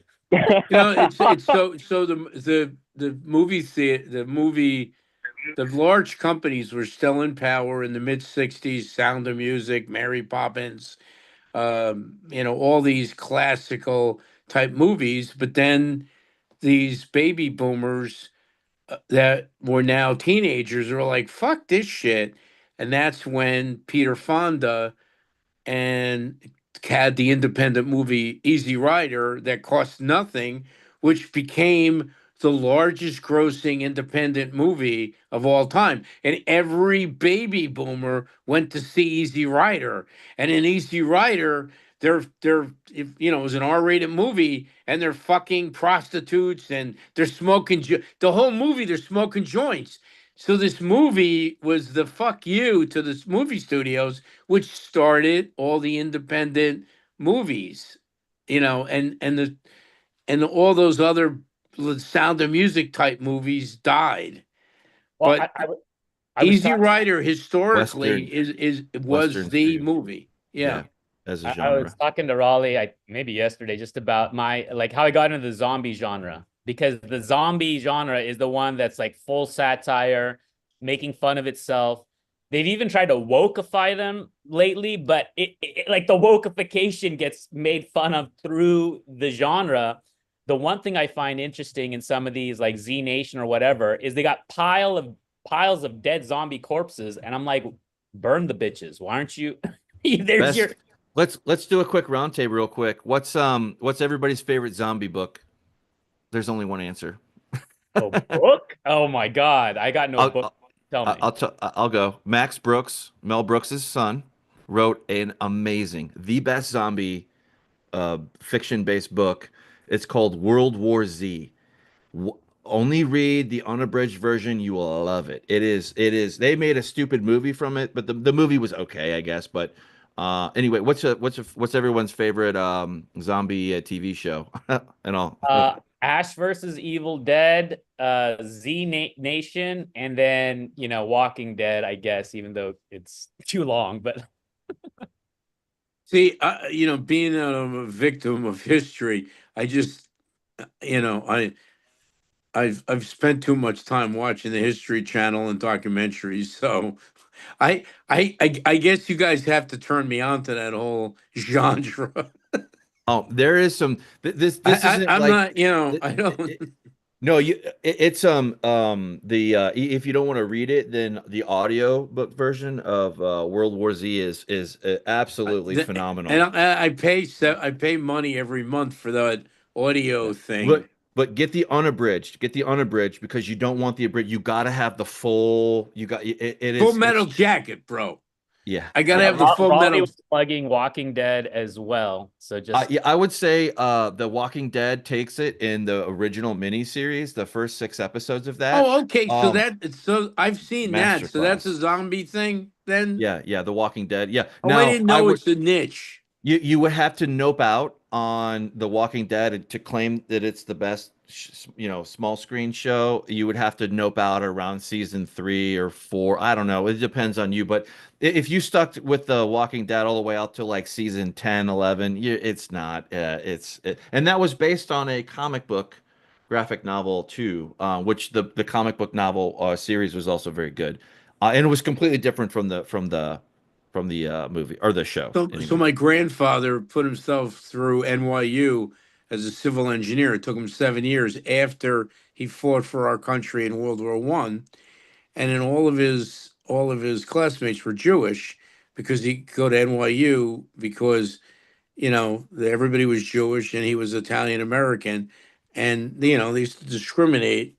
So when I was like probably 2 years old, my grandfather never gave me a Christmas present. The Christmas present he gave me was a $25 bond and a book. And so when I was like 2 years old, 3 years old, he said to me, never read comic books. Comic books are for effing idiot. He didn't say F, are for idiots. Mm-hmm. So I actually, in grade school, elementary school, I never read a comic book. And do you know, to this day, I've never read a comic book. Yeah, I've heard that before. It's so funny that there's a whole other diatribe road we could go down about how comic books were not considered art and were just called, throwaway. It was either the funnies, the Sunday funnies, or it was something else. And then there's a whole other thing that came from that. But I think, noped out. So there's this thing, unfortunately, sadly, there's this mechanism of watching things that I've developed for myself, a framework, so to speak. There's a nerd engineer architect talking here, but like it's a framework, meaning any modern made streaming service, small screen TV show, okay, any one of those, you have to face a choice. you have to pick where you're gonna nope out at. Okay, you have to pick a point in time, an inflection point to like where you just walk away, and then that's that world for you, and you just move on down the road with your good memories. I say that because most modern small screen things, after the third season, they either hit new heights or they just kind of rumble around until they just die. And nothing, these things are created equal, but there's many times like Witcher seasons 1 through 3 on Netflix, which is a whole thing. Season 1 was great. Anyway, you have to pick and choose like when you're gonna step away from the series, On and Black then it's Mirror, not run for you. I noped out on Black Mirror when it tried to do the interactive thing because I'm like, I don't want. I just want to watch. I don't want to Yeah, interact. that's but you got to pack a parachute, and but then the other thing too is if you care about the show kind of some way or another, you got to get real okay with the fast forward button because there's just some shit, and you got to also skip whole parts of the season that just like dead weight and filler So stories what too. you're talking about is the shark, jump the shark, which the phraseology came from Happy Days, Yeah, yeah, where yeah. where most people don't know where these cliches and phraseologies come from. I Well, always have to tell I'm gonna have to people get going, guys. I got to go get that lunch, but that's it from was great. it was late. It was Fonzie is in an episode of Happy Days where he's water skiing and he jumps over a shark. So that's jump the shark. All right, guys. I think that We kind of. no, I'll tell one last funny story about cliches. I was working with a guy who was born in he was born in Puerto Rico, went to college here, American citizen. Then I was working with him, and he was about 24, and then we were supposed to go to dinner with one of the clients, and then somebody walked in at 5 o'clock and said, forget it, we're not going out with the client. He kicked the bucket. So then everybody leaves, and the 24-year-old guy that I worked with said, I don't understand. Why did he cancel? Did he hurt his foot? I said, no, he's dead. You never heard that? Kick the bucket. And it's so interesting how many of these colloquialisms people really don't know what they mean. It's really weird, you know? So, well, this has really been great, bro. Thanks, Vincent. All right. Well, hope to catch you on the next one. And I hope you can help me with my new project. You gave me some insight already. Here, And I'm I gonna think the easiest, because if you're capable enough to use this, just get a Twitter account, and on your phone, you can enable tips on Twitter. well, you guys I want to pay Raleigh to help me walk me through things and my assistant. I mean, I'm not look, I have a webinar every month, but on Zoom, and I have senators, retired senators, and we talk about public policy, but I have a producer. And people say, why do you pay somebody? Because I really can't juggle. I'm better at talking and having my agenda. I can't like multitask like that. It's just too difficult for me. And I know it sounds weird, but I'm just admitting it. It's too many things for me. But you've tweeted before, right? Of course. This is easier. That's why I'm trying to get you to avoid the obstacle course. Next time. I know, but you're giving me information. I'm gonna, No, because screw the webs. That's what I realized. Twitter is where you want to be anyways. So if you set up a devoted X account, start putting all your 9/11 first responder on it, and then in the profiles, you literally enable tips, and it connects to your Venmo account. Done. But we could, and so not do a not go to, what's the other thing I was talking about? GoDaddy, WordPress. Not GoDaddy. What's GoFundMe. Don't. So I don't need to do GoFundMe? Venmo. Are you talking about what did I miss about funding? so Well, we talked yesterday after the meeting. I wanted him to try to help me raise money for first responders that are not they're not paying for their prescriptions and whatnot. So I want to there- start raising money for 9/11 first responders, and I There's have to, so. there's three of them that you could use Kickstarter, you could use GoFundMe. Those are usually more commercial successes, like wider, more general population kind of things. And there's also like the right leaning, which is like I think it's Give Send Go or something like that. It's the same Well, concept. It's just more right leaning. I'm gonna send you an email, Raleigh. To didn't I get your email address yesterday? Because and try to work with you to have you explain it to me, and I want to compensate you in the whole bit. Well, and hopefully Michael can hear this, right?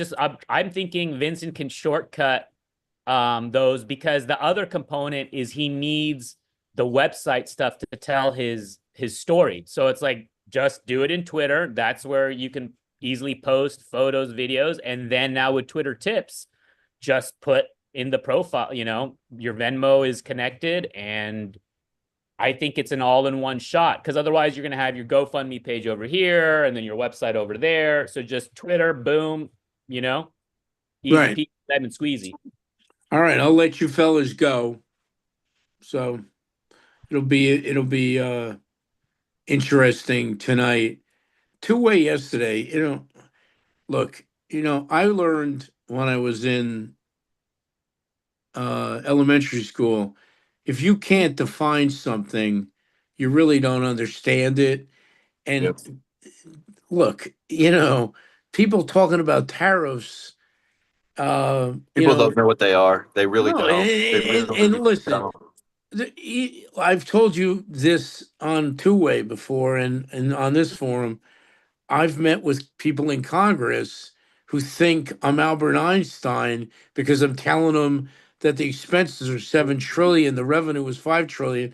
Rosa DeLauro thinks like I'm the guy from what's that movie that won the Academy Award with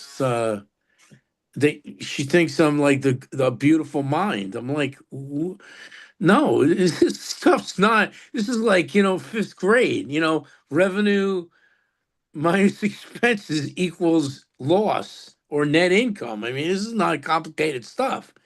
But they just Well, have no under. I mean, look, I would say there's of 435 people in Congress, probably 3 could explain to me what a reciprocal tariff is. that's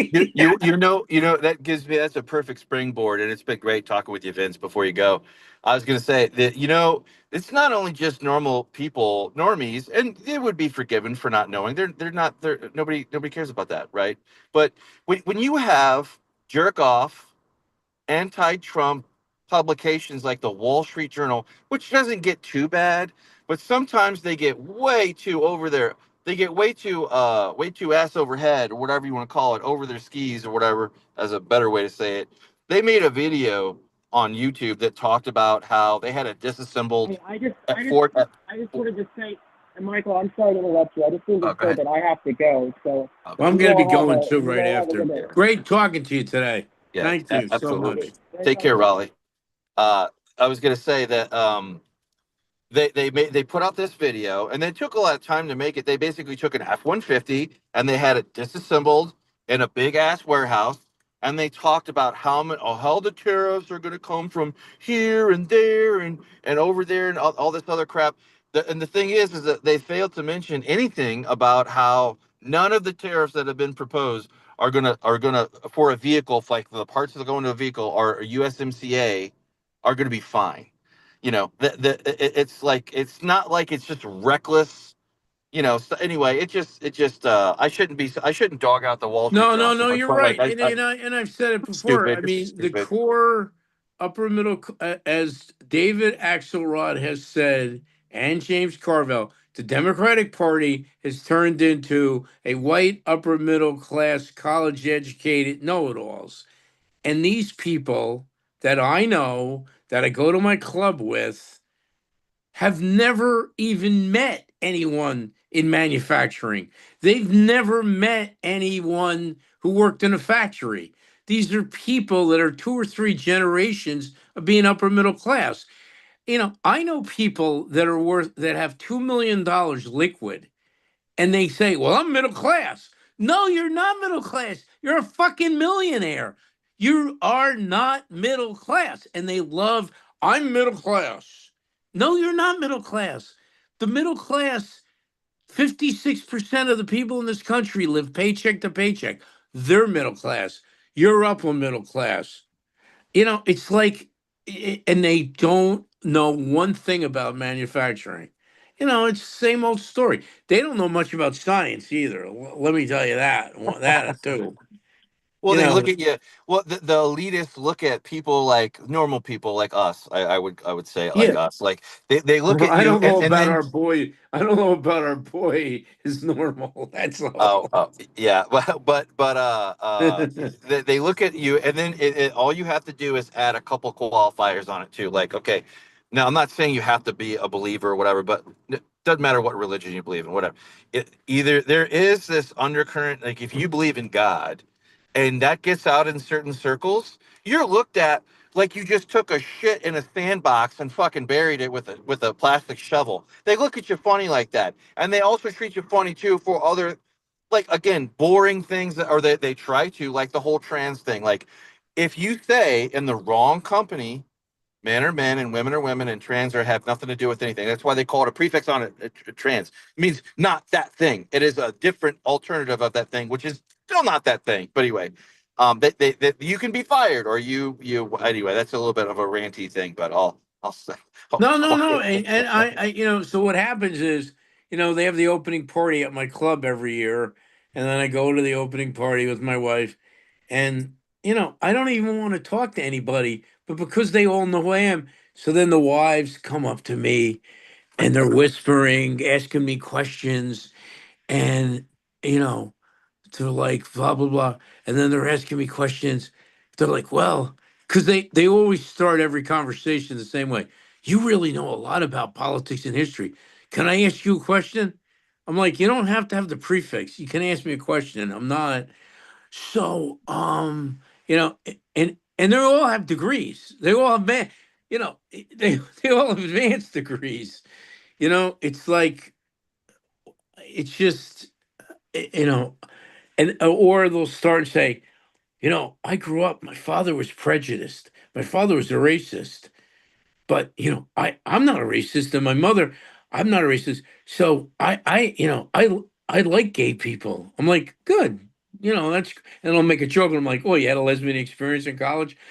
Oh, you're horrible. I'm like, they just, they're whispering, and my wife is like, who are you? Why is she talking to? And then they put me into the corner. And like, can I get more pasta? Can I get some more big ziti? I gotta eat. I don't want to. And it's just like the internet. I mean, I hate to say it, but it's a combination. It's a convergence of cable TV, Google, the internet, making all these educated people think they're experts in everything. And loneliness and the not understanding the difference between sympathy and empathy too, to add to boot. Right. I mean, we grew up. I've had then when I worked in media, so I was vice president, publisher, some in the sales side of things, and I have like a woman that worked for me from Westport, and she's like, it was really difficult growing up in Westport. My father, he did well. He worked on Wall Street, but he was only making on $500,000. So and so family, they would like fly out to Vail for, the weekend, and then, you know, it was really hard to have classmates whose fathers were worth 10, 20, 30, 40, 50 million.